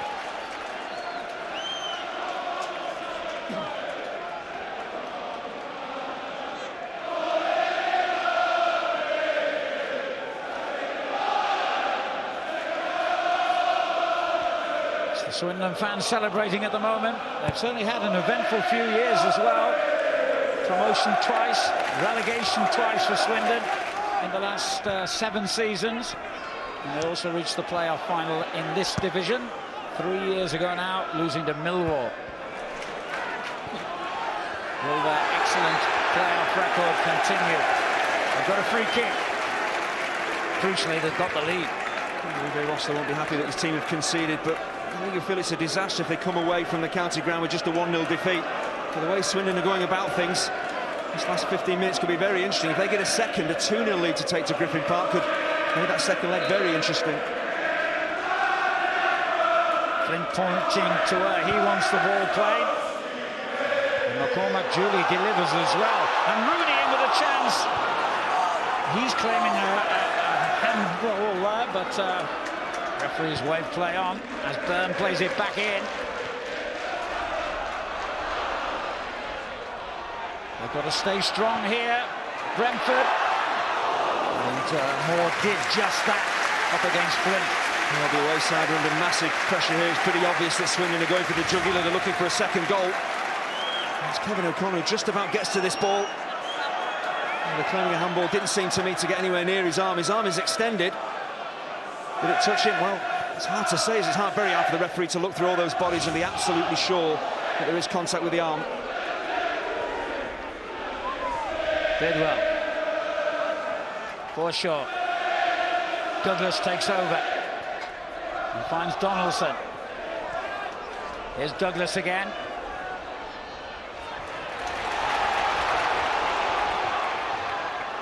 Oh, and it's broken here for Rooney. Great chance for him, and a great save by Moore. Well, Simon Moore could pretty much have kept Brentford in this tie, but Uwe Rosler will be livid because his 2 fullbacks have gone missing. And Brentford have been left 2-on-2 at the back, and at this stage of the game, that can't happen. You've got to stay as a 4, a defensive 4. They're getting pulled and pushed everywhere. And then Moore does well. He's spread himself really big. Well, it's actually a block in the end. The defenders do manage to get back, and they're just about surviving Brentford. And so Connor with a vital interception. Here's Roberts, though. Swindon have a corner. 15 minutes to go, they have the lead.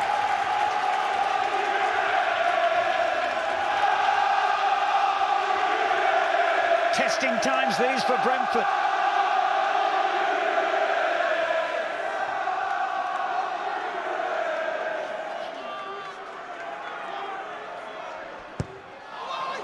Strange one along the ground. Comes back to Rooney. Now the goal scorer, Luongo. McCormack. Dangerous ball back in. Now that looked like a possible foul there, as Douglas tries to win the ball back and succeeds. That was a big decision for the referee as well, and it's getting a bit heated. Well, this is what you expect. It's high-stakes football, and a couple of occasions now Swindon are happy that they haven't possibly got penalties.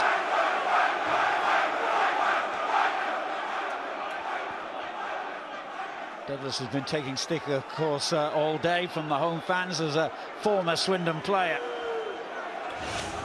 Well, the challenges are flying in, and as a defender, you've got to be absolutely sure. And you make challenges like that, and that's really clumsy from El Alagoui. This is the one that ball's breaking towards Adam Rooney. And there's a definite handball in there. From that angle, you can see clearly that Kevin O'Connor sticks his arm out, makes contact with it. And I tell you what, if Swindon don't get to Wembley, he'll be very, very upset that they've not been given a spot kick for that.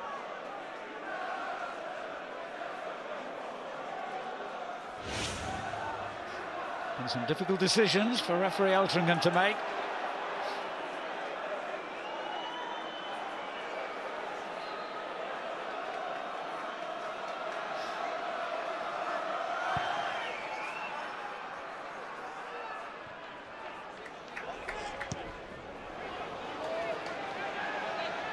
Douglas.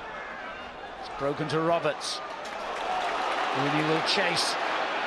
And Moore equal to the challenge again.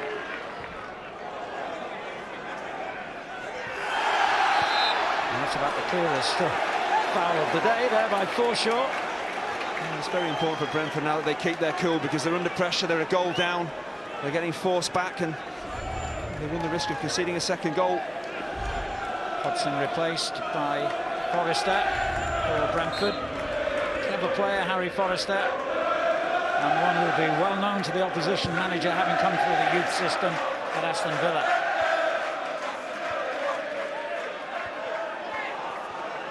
Calmly done by O'Connor.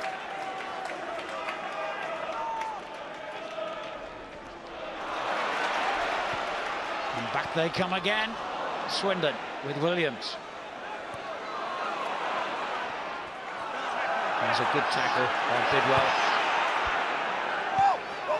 Donaldson.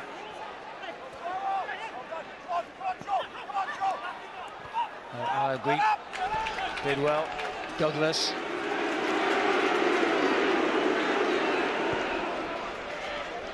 Donaldson. El Alagui. Good challenge. Bit of space here for Logan. Forshaw couldn't find him with the return ball. It's a difficult one for Dean, but he coped with it well. Shayden Logan is an attacking right back, but at this stage of the game I just wonder whether Uwe Rosler wants him powering forward. It's a space in behind him that Swindon are looking to exploit there.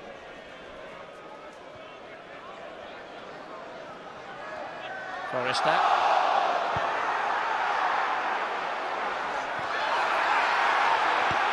Held up well by Williams, although the ball was never going to find Rooney, his striking partner.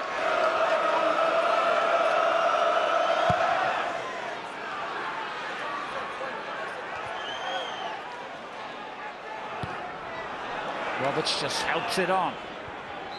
And then a foul by Williams.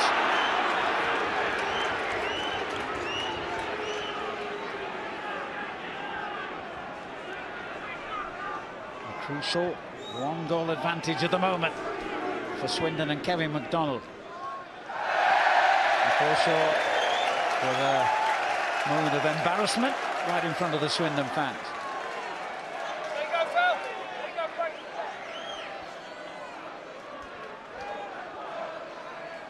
McCormack, foul by Forshaw. Roberts.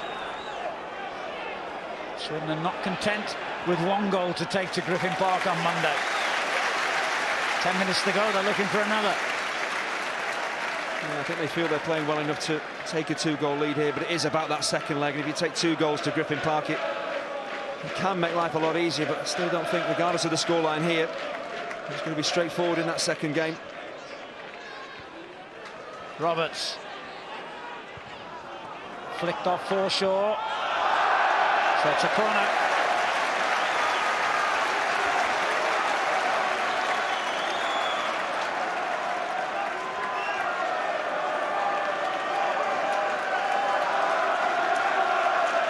Will be taken by the goal scorer, Luongo. Kavira joins that throng. Edge of the 6-yard box.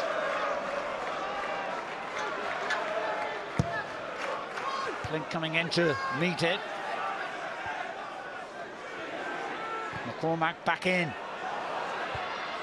And the header on by Williams.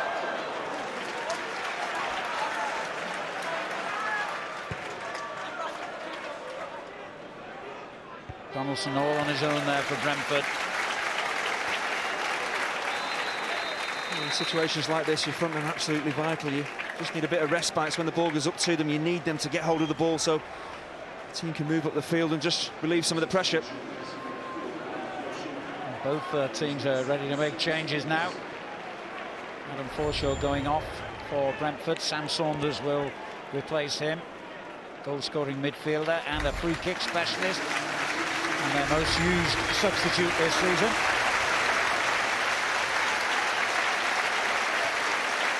Simon Ferry will be the player replaced for the home side.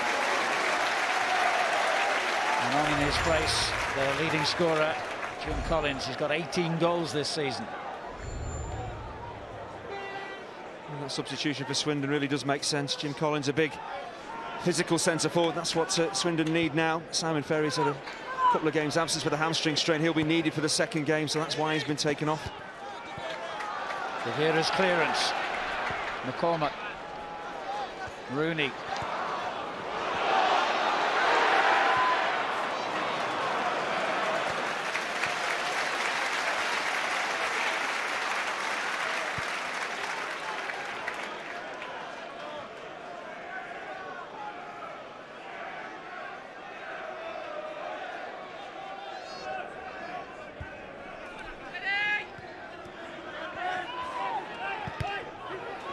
But this hit it straight against Luongo. Williams overran it. Forrester. Bidwell thundering forward in support. And his cross.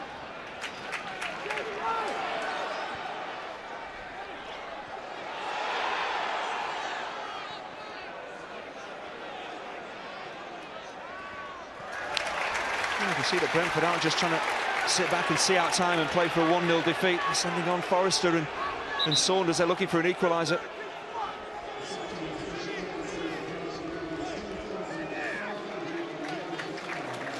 It's like a bit of cramp or a hamstring problem even. Williams drags himself to his feet. It's been such a cagey game, a very tight game. A touch of quality was always maybe going to change things, and Massimo Luongo, quite brilliant footwork. That's a wonderful finish. Simon Moore, exceptional goalkeeper, but no chance. Well, Donaldson was claiming a penalty then, as were the travelling Brentford fans behind that goal. He's a big, powerful centre forward, and it takes something to knock him over when that ball comes in. Was there too much of a foul? There was a bit of grappling at the far post, and they're both at it.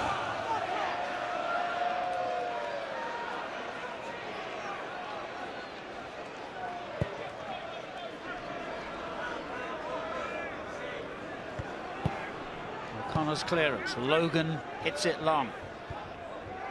Headed away by Ward. Here's Donaldson again. Alagui. Oh, he's done well here. And what a good challenge that was by the skipper McCormack. Oh, you wonder how important a player Alan McCormack is for Swindon. We've just had a perfect example of it there. If not for him, Alagui probably just dinks this over the keeper and scores. Brilliant footwork, but talk about determination. What a challenge this. It has to be timed perfectly as well for McCormack. He's across like lightning. That's a really important challenge. Saunders delivers from the corner. And then the shot was wildly off target by the other substitute, Forrester. But it did take a deflection. Here's Luongo closing him down, the goal scorer, getting in the way of the shot.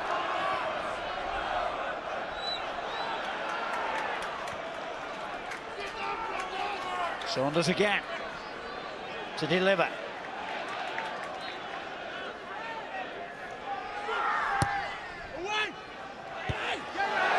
Well, it was a powerful header from Dean, but never going to trouble goalkeeper Foddering.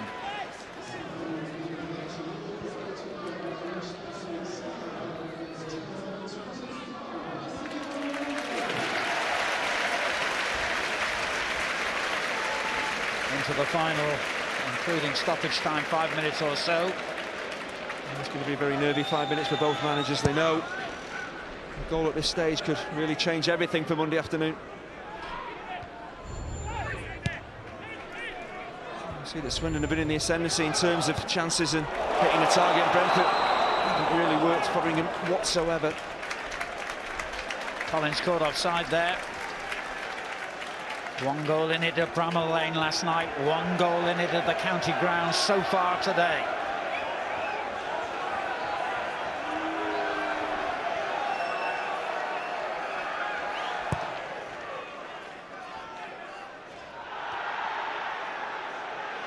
Saunders. And he committed the foul on Bell. And then gives a mouthful of abuse to the assistant, who flagged.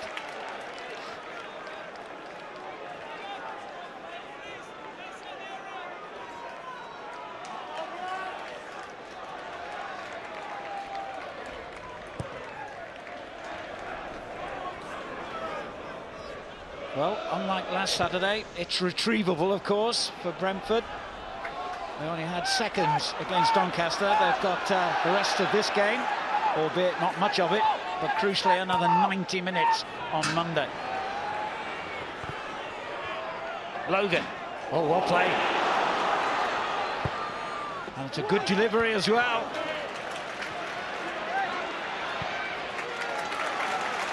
Williams back defending now for Swindon.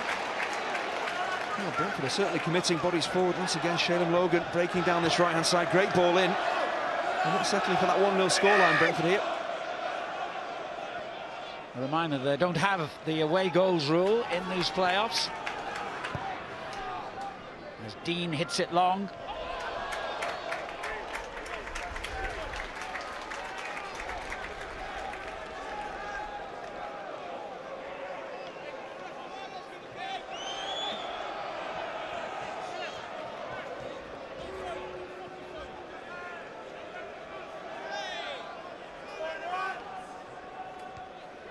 Bidwell winning it back, but Douglas can't keep possession for long.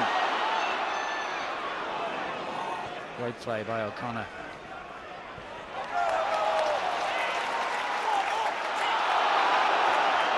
Brentford's throw.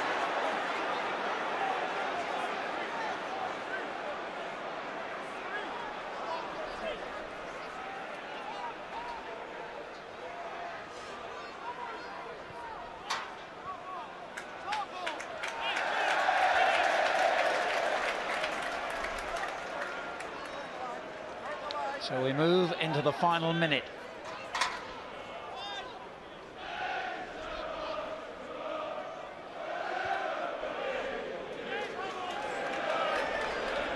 It's a relatively short and easy trip along the M4 to Griffin Park for Swindon, who I'm sure will take their full allocation of tickets.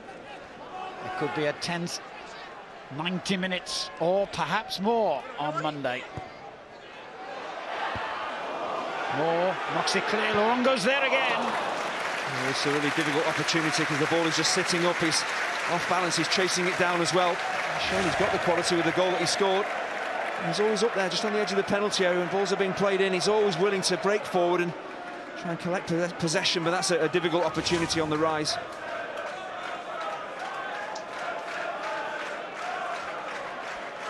He's an all-action midfielder who can pass the ball well. He's got that little touch of class that he hopes one day we'll see him operate at a higher level. And he certainly showed it with the goal.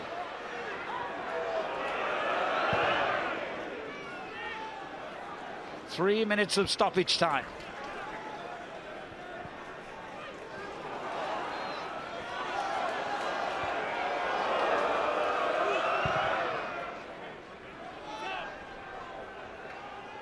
Away by Ward. I'd have to say the first half was a very even contest. In this second half, though, Swindon as the home side have pushed on, and a bit of quality has given them the lead. And I think overall they probably deserve a one-goal advantage to take to Griffin Park on Monday. But they haven't achieved it yet. Here's Saunders. Luongo happy just to knock it back into opposition territory. Bidwell closed down immediately. That's good pressure from Swindon.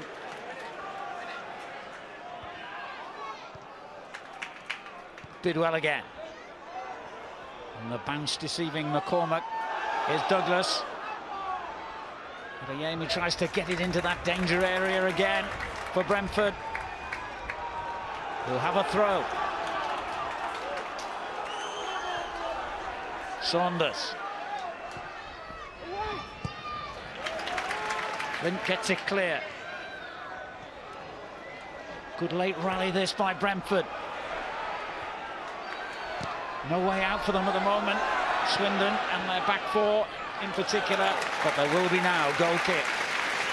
It's Swindon's turn, just over the last 5 minutes or so, to weather a bit of a storm. But you have to give Brentford enormous credit. Once they conceded the opening goal, I expected them maybe just to sit behind the ball and try and contain Swindon, but they haven't. They've sent substitutes on, they've given it a real go, and they're putting the home side under pressure at the death.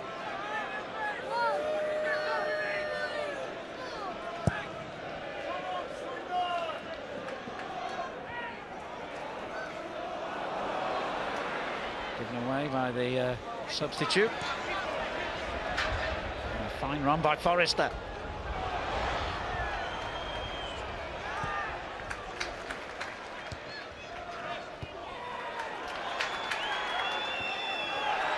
It's all a bit messy at the moment. Logan. And the fullback produces another moment of magic here. And on it goes to Saunders. It was a great ball in. Douglas meets it. And that could be a penalty. It is. In the last minute. What does that remind you of? And it was the man who gave Swindon the lead who could well have thrown away that lead here. As he turned from hero to villain, Luongo, he goes sliding in. He's nowhere near the ball at this stage of the game.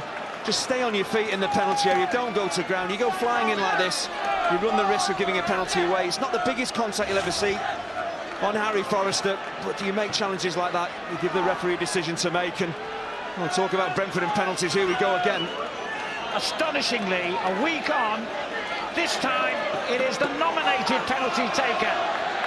Mr. Brentford, if you like, Kevin O'Connor, with nearly 500 appearances behind them, with a crucial kick and finds the net.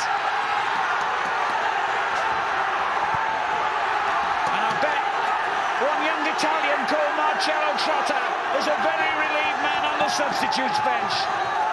Well, that's how you take a penalty under severe pressure, because there was never any chance of Kevin O'Connor missing here. The ball hits the net before Fotheringham even moves. It's a stunning penalty, and great to see Trotter with a smile on his face, but this changes absolutely everything before Monday. But O'Connor, what a penalty. You can see Fotheringham's diving, but the ball's behind him before he's even got anywhere near it. It's a stunning penalty, as cool as you like. And every Brentford fan must be feeling at that moment what might have been had it been him and not Trotter who stepped up to take the penalty against Doncaster last week. But that's history now. They only have to look forward, and they have to look forward possibly to going back to Griffin Park on Monday, all square. But will they? Well, that's how things can change so quickly in this game. What an opportunity for Williams. Well, this is why we love the playoffs, because it's never over till it's over. Just clumsy defending from Brentford. They just go to sleep, and Williams gets in. You can see he's got a keeper bearing down on him. It's a difficult chance. If he just dinks that in, it changes everything once again. What an incredible final 5 minutes we've had.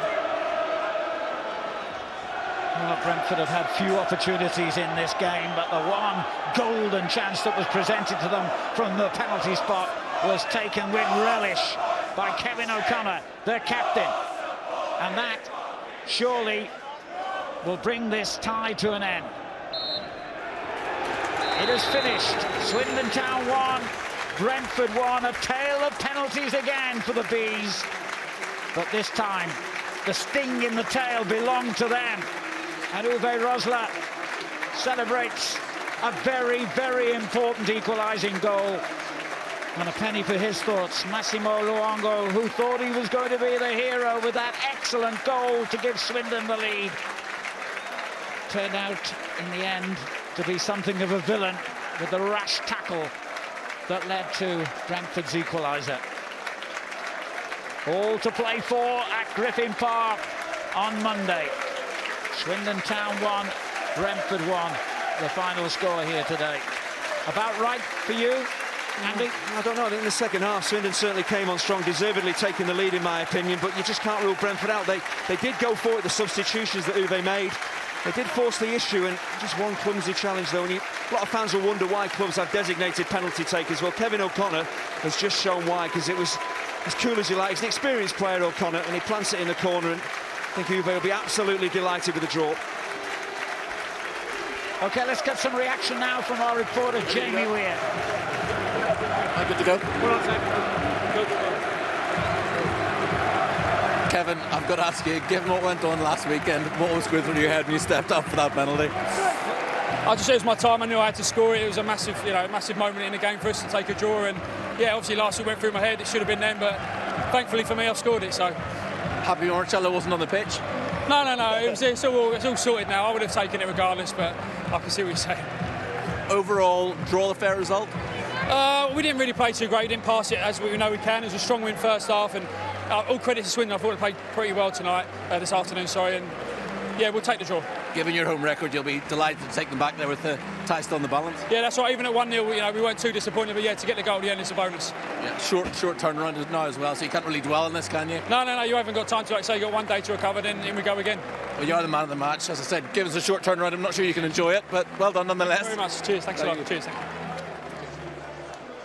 Oh, you've got to imagine, haven't you? Every Brentford fan is thinking now, why didn't Kevin take a last-minute penalty last week? But he took one this week, and he put it away, and it's given the advantage, if you like, to Brentford, taking back a draw to Griffin Park. Can they do the business? It's a touch of deja vu again, isn't it?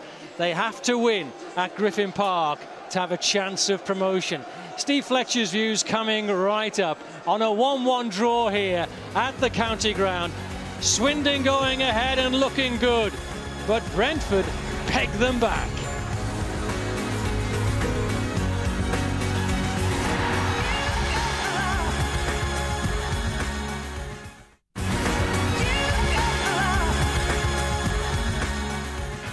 First leg at the county ground, finishing 1-1. Swindon against Brentford. Swindon taking the lead. Lovely past goal, if you like, by Luongo, but the hero turned villain and gave Brentford a chance to redeem themselves from the penalty spot, which Kevin O'Connor did very nicely indeed. Steve Fletcher's with me. And Steve, overall impressions of the game, and was 1-1 about right? I thought Swindon dominated the second half until the last 5 minutes. Brentford started to put a few passes together. Got down the right-hand side. The full-back Logan got forward very well. Bit of heart and malice stuff for Uwe Rossa, who was probably content to keep it at 1-0 and take it back to Griffin Park. But fair play, like I say, they took the game to Swindon the last few minutes, and whether they deserved the result, I don't know. I thought Swindon come out the block second half and put them under a lot of pressure and could have easily went 2 or 3 up, but they didn't, and this is what happens in the playoffs. And you know, a fantastic penalty in respect for Brentford. And because it's 1-1 now, is that advantage Brentford? Are they very much now in pole position, do you think? I don't think they're in pole position. I think their tails will be up. They'll go into that dressing room now on a high. Swindon, not so much will be deflated, but they'll be thinking, if only we could have just held on. But these things happen in the playoffs, you know. It's always drama, and it was drama again. And I think Brentford will go into it expecting, with their home performances of late, and they've got one of the best home records in the division, to hoping that they can carry that on and get the victory. Isn't it amazing how history repeats itself? You know, last week everyone's talking about that penalty, and they get another one in time added on as well this week. Yeah, and you were shouting for Trotter to come on and take it. Well, I think we all were, weren't we? But except for anyone from Brentford. But no doubt about the giving of the penalty. Yeah, it was the first real positive passage of play where they've strung 5, 6, 7 passes together. There's no real reason for Luongo to dive in there. He has done on Forrester, and he's paid the consequences. Right in the last minute, the ball's going away from goal. He's decided he's going to go in for the challenge early doors, and it's just a bit rash from the young Australian. But Brentford must have been thinking, here we go again. Unbelievable, isn't it, really? Incredible. But Kevin O'Connor, who should have taken the penalty last week, well, shows why he should have taken it. You won't see a better penalty taken in any playoff game than that. Confident, struck it into the side netting. And, you know, very cool character. He wasn't over celebrations. He even went to Foddering and the keeper afterwards and gave him a little touch to say unlucky, but fair play to him. Good penalty under the pressure. Brentford's first shot on target in the whole of the game. Said I didn't think they'd come out second half. They really looked like they were content to just soak up a bit of pressure, but 5 minutes to go, they just went for it a little bit, and it proves what a few passes can do. They opened Swindon defence up and got the goal. It takes the pattern of many playoff games, doesn't it? As the games and the tie goes on, it gets a bit more open still, and the chances there. And the last 20 minutes of the game really was almost completely open, and Swindon got their goal, didn't they? 70 minutes, and what a lovely goal. He's on loan from Tottenham, isn't he? You can see why. Yeah, once again, Swindon had put a few good passes together. Comes on the edge of the box. First time he got the ball in this area, and he's guided it in. I mean, it's a great finish. He's tucked it away. He hasn't smashed it. A bit of cultured finish there. Bent it round the midfielder into the corner. He didn't really look like he wanted to celebrate to start with. It's beautiful. I think what happened a couple of minutes earlier, or a minute earlier, he'd given a wayward pass, which was probably uncharacteristic of him, and he's probably disappointed in that, and then realised, oh wow, I've just scored in the playoffs, and then he was off to his own fans. But yeah, great finish. Would they have a chance of keeping him? Someone from Tottenham? I wouldn't know. I don't know what his wages and stuff and all that. Yeah, absolutely. I mean, he had some good touches after that. He got his confidence back, but then he went from, like you say, hero to villain, and decided to do something a bit incredible in the last minute. But that's football, and that's why we love it. Yeah. Kevin O'Connor was the hero, if you like, but he could have been the villain as well, because there's more than a hint of handball, isn't there? good free kick come in. To be fair, Swindon, they'd put balls in the box all game. Must have been 20, 30 crosses in there, and he's reaching for it, and he has to go arm. It's not that obvious, and I think the only thing that's helped him is the linesman's on the far side, and I think the ref's over that way as well. If the linesman maybe had been on this near side, he would have had more of an idea of it. Yeah, he's touched it. He has. Is it Rooney coming in to volley it? Yeah. This is how the referee saw it. Ref's in the middle. He's got a good look at it, to be fair. He's moved to his right just there. Oh, it's difficult. If Rooney maybe hadn't been coming in with a flying volley and his leg was probably parallel with O'Connor's arm. It's all fine margins, isn't it? Absolutely. It's fine margin all the way through the seasons and ifs and buts, but in the playoffs, you know, because there's so much riding on it, everybody looks at them little instances and they can change not only the football club's livelihood, but your players in themselves, you know. Careers. Yeah, absolutely. And how they go on and further themselves in football. And in that frame of mind, there's a couple of half chances to look at. Adam Rooney for one in the second half. Yeah. Yeah, to break away from Swindon. This could have been 2-0, couldn't it? Yeah, and probably put the tie to bed, really. Could say. To be fair, the defenders there, the keeper, once again, he likes to come off his line more. I thought he was excellent all game. He collected a lot of crosses. He was very confident. Kevin O'Connor again. Great tackle, yeah, great had a good tackle. game, hasn't he? The two opportunities Rooney's had, he's decided to go low, maybe rather than lifting it over the keeper. And when he looks back tonight on the game, he might be a little bit disappointed. But and also great defending. Yeah, also a chance for Swindon. Andy Williams had a bit of a chance right at the end. Well, yeah. they always say that you're at the most vulnerable straight after you've scored, and you know Brentford are not organised. It's just a helpful ball over the top, misjudged by the defender, and he does the right thing. He lifts it. He just puts too much on it, and you know that could have been from ecstasy to agony for Brentford. Bit like last week with a penalty miss, and then straight at the other end when Doncaster scored, and they must have been thinking, oh no, not again. Like I say, the keeper's done well. He likes to come off his line early more. He makes his decisions early, and it's proved, well, in this instance anyway, he's made the right decisions all Who's got the game. more difficult job now, Kevin McDonald or Uwe Rosler? It's in the balance. I don't know. Uwe will be bright and happy with his boys for getting a last-minute goal. They'll be on the positive. They'll be on the up. Kevin McDonald's just got to go in and say, look, boys, we were the better team for the majority of the game. We took the game to... And we let everyone down last week at Griffin Park. We're back at Griffin Park now. Here's your chance. That's a great team talk, isn't it? Absolutely, yeah. And that's going to be his motivational speech, you know. We've got an opportunity now to put it right. Yeah. But from Swindon's point of view, they're going to have to come out and try and pass the ball around. They can't match Brentford's way of playing, I don't think, as much. So they've got to pass the ball around and hopefully get the goal that will get them into the championship. Well, let's hear from Uwe Rosler, the Brentford manager, with Jamie Weir now. Well, Uwe, I've asked Kevin O'Connor this already, and I'll ask you the same question. What was going through your head when you win a penalty with virtually the final play of the match? I think I keep that for myself. No, I think credit to Kevin. He had the nerves to step up, and very good penalty. It's a funny old game, but you must have been thinking, if this was only a week ago. To be honest, the game last week is done for me. You can't live in the past, and today all compliment to my players. First half was very difficult for us against the wind. Yeah.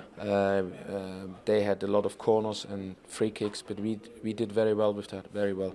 I think Simon Moore, especially for crosses, his presence, his handling was excellent. In general, I'd be very happy. We had the biggest chance in the first half. Second half, we didn't use our advantage with the wind good enough. I think the substitution with Harry gave us a lift. Also Sam, we got a little bit more quality on the ball. And when somebody told us before the game we play 1-1, I would have taken it. As you said, tough conditions, and you've certainly had better performance this season, but given your home record, you'll take that? I think it will be, again, it's 50-50, nothing has changed. They are a good side.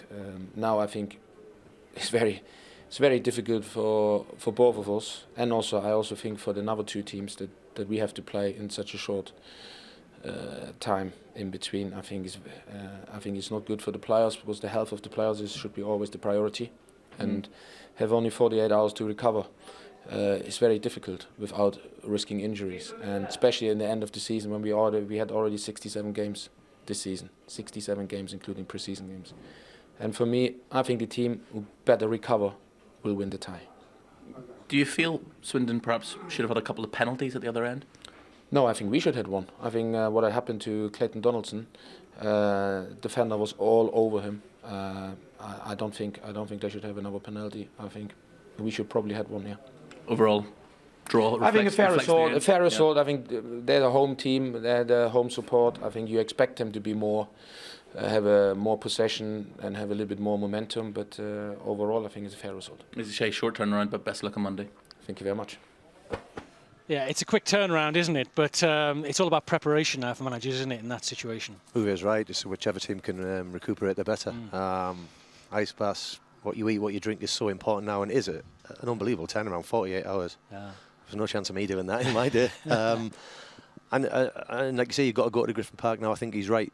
Mr. Moore in goal was outstanding. He came for crosses. He commanded his box today, and that's great reassurance for his defence. Uwe saying there that it's all behind them last week, and in a sense it is. But when they walk out at Griffin Park on Monday, does it come back into their minds? I don't think so. I think they've got to go out there, and it's put to bed now. Like you said, he wouldn't have not have spoke about that in the changing room. He wouldn't probably, as a manager, would not have let the boys speak about it. And they've got to go out and put it to bed. Yes, they'll talk about it if the tie doesn't go their way. You can't help that. You always look back and think if that had happened, if this had happened. But at the present time, they're going to get a great reception. There's going to be a full house at Griffin Park.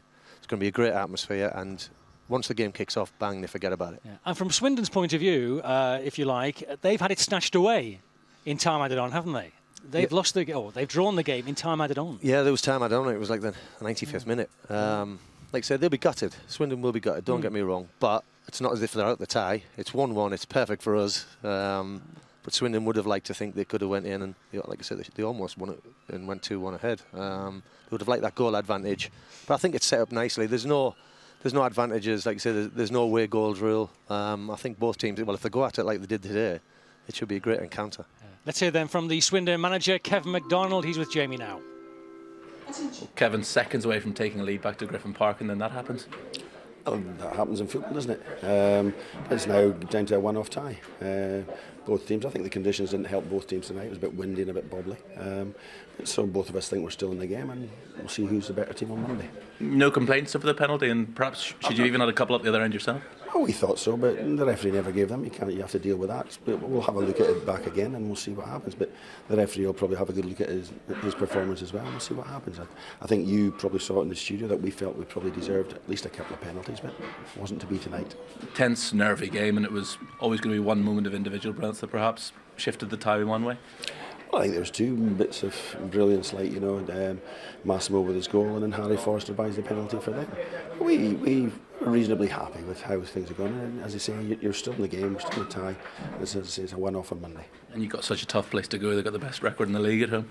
Yeah, but we're decent away from home. They're decent at home. But you saw tonight, there's not much between the teams. We'll just see who comes out on top on Monday. Such a short turnaround for you now. What is the plan between now and 4:30 on Monday?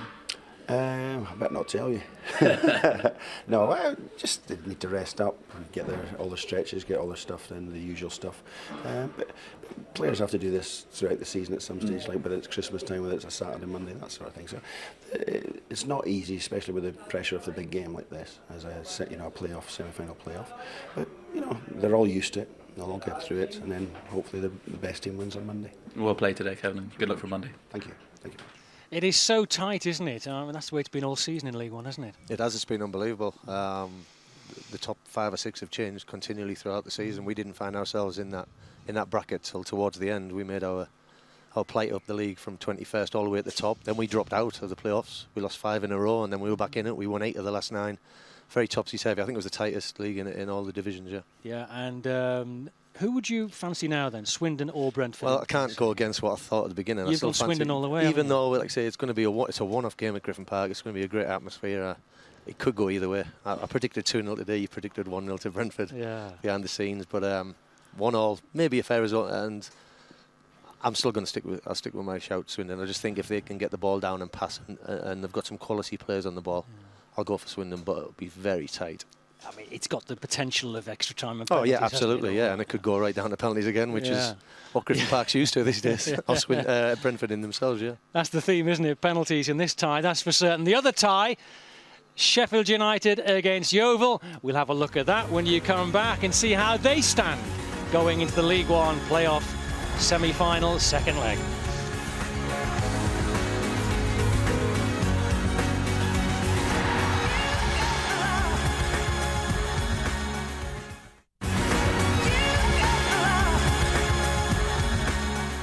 It's finished 1-1 at the county ground. Swindon against Brentford in the Empower League One semi-final first leg. The other semi-final between Sheffield United and Yeovil was at Bramall Lane last night, and the commentators Don Goodman, Alan Parry.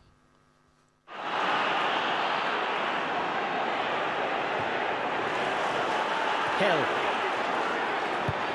Porter in the centre. Byrne got there first. A little bit of hesitation from McAllister, but he's got away with it. Well, they've certainly not lacked in the physical side of the game, Yeovil. No. Makes himself big as this ball bounces. He knows Barry Robson's coming in. Sticks out an elbow, really. I just think he's trying to make his body big rather than to elbow. Callum McFadzean, who's coming on in his place, is only 19, only made his debut earlier this season.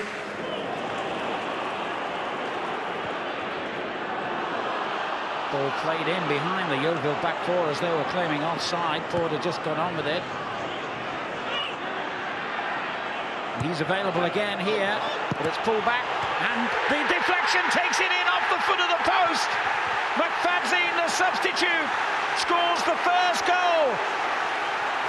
What a start to the second half for Sheffield United. It doesn't get the greatest of contacts, but it's going on target. Takes a deflection off Dan Byrne, and that completely wrong-foots Marek Steck, who's helpless in the goal, and Chris Morgan has finally got something to celebrate. How important could that prove to be? And Upson plays it on first time. Balanza's in the centre looking for a cross, which Ayling now provides and claims there was a handball. He's raced over to the assistant. He's convinced that should have been a penalty. You've got to ask yourself, how much of this is intent? Well, it clearly strikes the hand. There's a little bit of distance between McFadzean. Well, that's a penalty for me.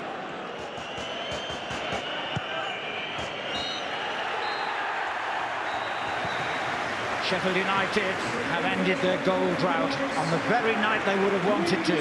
Callum McFadzean gives Chris Morgan's side a slender advantage for their trip to Somerset on Bank Holiday Monday for the second leg of this playoff semi-final, which has finished Sheffield United 1, Yeovil Town 0. So the Blades with a goal lead, but there's not much in either of these ties, is there? You must be really glad you're up automatically. Yeah, I went through it 10 years ago in 2003, and it's so nerve-wracking. Your whole season depends on it. It's not like a cup final where if you lose, you get all the plaudits for getting there, but you go back to your league status. Your whole season, 46 games plus, is riding on that one instance. If you're talking, budget and size of club, Yeovil have done really well to be in there. Unbelievable, unbelievable. Gary Johnson, what he's produced there. I mean, they just kept on going and going. Everybody, probably including ourselves, were thinking, "Now they're going to slip away." Yeovil have done magnificent to get where they're at on the budget they're on. But when you got players like James Hayter and Madden scoring regularly, I played with James, my favourite ever strike partner. I had 6-7 years, great years down at Bournemouth with him. And they're scoring frequently. Madden, top goal scorer. They've always got a chance. And they were defending resolutely as well, and they just kept grinding out results. And they deserve to be there as much as anyone else. And they don't want people to say, "Oh, well played, Yeovil. You've done well to get where you're at." They're thinking, "No, we're going all the way," and absolutely right. Yeah, I think I was saying last night, to give you an idea of expectation levels at the two clubs, Yeovil's 4th place finish is their highest ever. Yep. Sheffield United's 5th place finish is their lowest in 30 years. It's a big club, Sheffield United. Yeah, it's huge. I've only played there once, and it's quite intimidating. I played there as a young lad, and yeah, they're a big club, huge club, and their supporters expect them to be getting promoted, if not at least finishing the top end of the playoffs. But it doesn't always go your own way. And Yeovil are going to think they've got a massive chance, and they have. And again, ironical really, Barry Robson goes off with that suspected fractured rib. The sub comes on, Callum McFadzean, and gets the goal, deflection, post. Yeah, them, you never know, do you? Some fine margins that you're on about again. Yeah. Ball comes in, he's just took a gamble. When you're a young kid, 19, you don't fear any. You don't have any fear. You don't think of the atmosphere or how big the game is. He's just come on, played his own stuff, and he's contacted it well. You need a bit of luck, and he's got that. He's got deflection in and off the post. I mean, that could hit someone and go wide. And Chris Morgan will need the luck as well, won't he? He's only a caretaker. He's only got the job at the end of the season. You know, if he gets them up, he's got a chance of the job, hasn't he? Absolutely, and that's the way he'll probably be thinking. You know, if I get Sheffield United back into the Championship, where they do belong, they're a big club. They need to be in the Championship. And he was doing his job. He was here today. Yeah, he was. We've seen him earlier on in the stand. He'll be hoping that if he do get them up, he can get that job on a permanent basis. Yeah. Who's the best team you've played against this season, Bournemouth? We got thumped here 4-0 earlier on the season. Certain Matt Ritchie got 2 goals, and they were brilliant at the time. And we drew 1-1 at Dean Court, and they give as good as they got that day. And I would say Swindon for me. That's why probably I fancied them in the playoffs, because they were the best team I'd seen. It was a very open league this year. What were Bournemouth at the start of the season? What price were they? Well, I know we were about 66 to 1 when the gaffer took over Eddie Howe when we were 21st. Well, 21st in the league. You know, if I could have predicted that, I would have been on it myself, mate. Yeah, when we took over 21st in the league, we were 66 to 1. I know a few people were on it as well. Yeah, that's unbelievable, isn't it? And you're going up in the Championship, and Wolves are coming down, crossing your path into League One. Isn't that amazing? I know, it's unbelievable, isn't it? I think a lot of our fans would have loved to go to Molineux, one of the bigger grounds in the Championship, and unbelievably they're coming down and we're bypassing them by going up. But there's still some fantastic teams to look forward to in the Championship. I was just looking at the list of them. It's marvellous for our supporters to experience that it's been since 1987 was the last time. Amazing. What a day it's been in the Championship as well. You know, that's... as we say, Wolves are coming down. That was confirmed today. That wasn't probably a big surprise. They lost 2-0 at Brighton to confirm their relegation. The big games, of course, for promotion, where Watford down the bottom there, losing at home to Leeds by 2. But it was fluctuating the whole time, wasn't it? And Hull were hanging on, watching that game, a Watford game, and seeing what would happen there after they drew 2-2 with Cardiff. There were so many different teams relegated at one time. It was hard to keep track of, but in the end it was Peterborough going down with Wolves, and they left it so late. And this is how it finished in the end, with Cardiff going up with Hull, Watford, Brighton, Crystal Palace and Leicester sneaking in there into the playoffs at the last minute as well, at the expense of Nottingham Forest and Bolton. Who they beat on the last day? Unbelievable. Leicester beat Forest in a big derby. Unbelievable. At the bottom, we knew Bristol City were going down. Wolves went down today, and so did Peterborough. Heartbreak for them. Barnsley, Huddersfield were all in the bottom 3 at one time. I think Barnsley have done unbelievable to get out of it, because they were down and out at one stage, and I think all credit to the football club and the players. They've done magnificent. It's all about playoffs now, isn't it, in the Championship as well. They'll join the party. League 2, League 1 underway. Now the Championship playoffs get underway on Thursday with Leicester against Watford, the first leg, 7:30, Sky Sports 1 HD. And there's a derby game for you as well. Crystal Palace against Brighton, the other semi-final. First leg, 7:30, Sky Sports 1 HD. If I could give you an impossible question on those 4 teams, who's going to go up out of that lot? I think it's just as tight as what I said the League One playoffs are. I suppose if you ask any neutral, they'd probably say Watford for what they've achieved this season. I'll stick with them. I think they've played some fantastic football, and only minutes away from maybe getting into the Premiership themselves. So it's been a great Football League season. Yeah, it's brilliant, in every division. It never ceases to fail, does it? And amaze people. That's why we love it so much. Yeah. Bournemouth into the Championship. Eddie Howe back. That was a fairy tale story anyway, wasn't it? Eddie coming back. I know he's a good friend of yours. He hasn't given you a contract, by the way. Well, that was discussion between ourselves. But coming back to the club and amazing, amazing. spark. I know you've got a bit more money now, but sparking it all off, fantastic. Because we had the group of players there. He's had 1 or 2 additions to it, Brett Pittman, Matt Ritchie. But we had a group of players there who were capable of doing well. For whatever reason, we didn't start well. We had 11 points after 12 games, and then Eddie come in, and we were playing top of the league at the time, which were Tranmere, who were running away with the division, and we won 3-1, and we went step by step slowly up the league, and we found ourselves right at the top. It was just incredible what the boys and what they went through. And how he seems just a natural fit, doesn't he, Eddie Howe and Bournemouth? It felt like home. A supporter said to me once, she said, it doesn't matter about what happens now. And this was at the Tranmere game, his first game, and I thought, well, it does. And she said, it just feels like home again. And she was absolutely right. It just felt right. We doubled the crowd, and we got the victory. And the rest history. I think he came back because of the weather in Burnley. Yeah, he wasn't happy with the cold rain in Manchester area. He loved it down on the south. But in the Championship, that's a big step for Bournemouth, isn't it? I know there's a bit of money there, but it's a big step for the club. Absolutely right. Yeah. How do they approach that? Is it consolidation, which fans hate that word, don't they?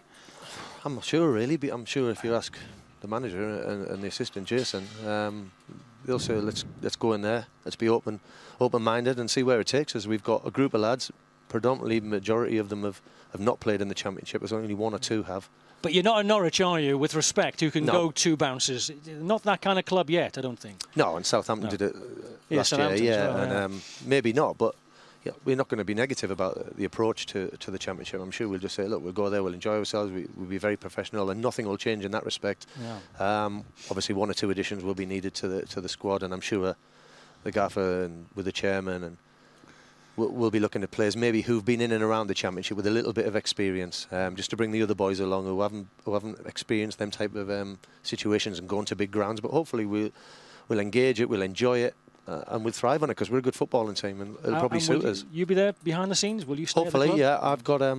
I've got meetings coming up with the chairman and the gaffer. You know, they'd love to keep me at the club, and I would love to stay at the club. It's got to be right for me. Hopefully, I'll find a position where I can be in and around the first team, and it'd be nice if I can go to these stadiums. You can sit in your stand now, can't you, and watch the football? Thanks a lot. Yeah, behind the goal, cheering with my scarf and my hat on. Yeah. Steve, really enjoyed today. Thanks very much indeed for joining us. Thank you. Steve Fletcher, Bournemouth legend. Now, don't forget, these are the 2 second leg semi-finals in Empower League One. It's Yeovil against Sheffield United, with the Blades having a 1-goal lead. They're both on Monday. That's at 1 o'clock. And the other semi-final, we've just seen them draw 1-1. It's Brentford against Swindon. That game, 4:15, Sky Sports 1 HD. Pro Contract, the Football Dream, the final episode next, Sky Sports 2 HD. It's all to play for in Empower League One. From all of us, goodbye.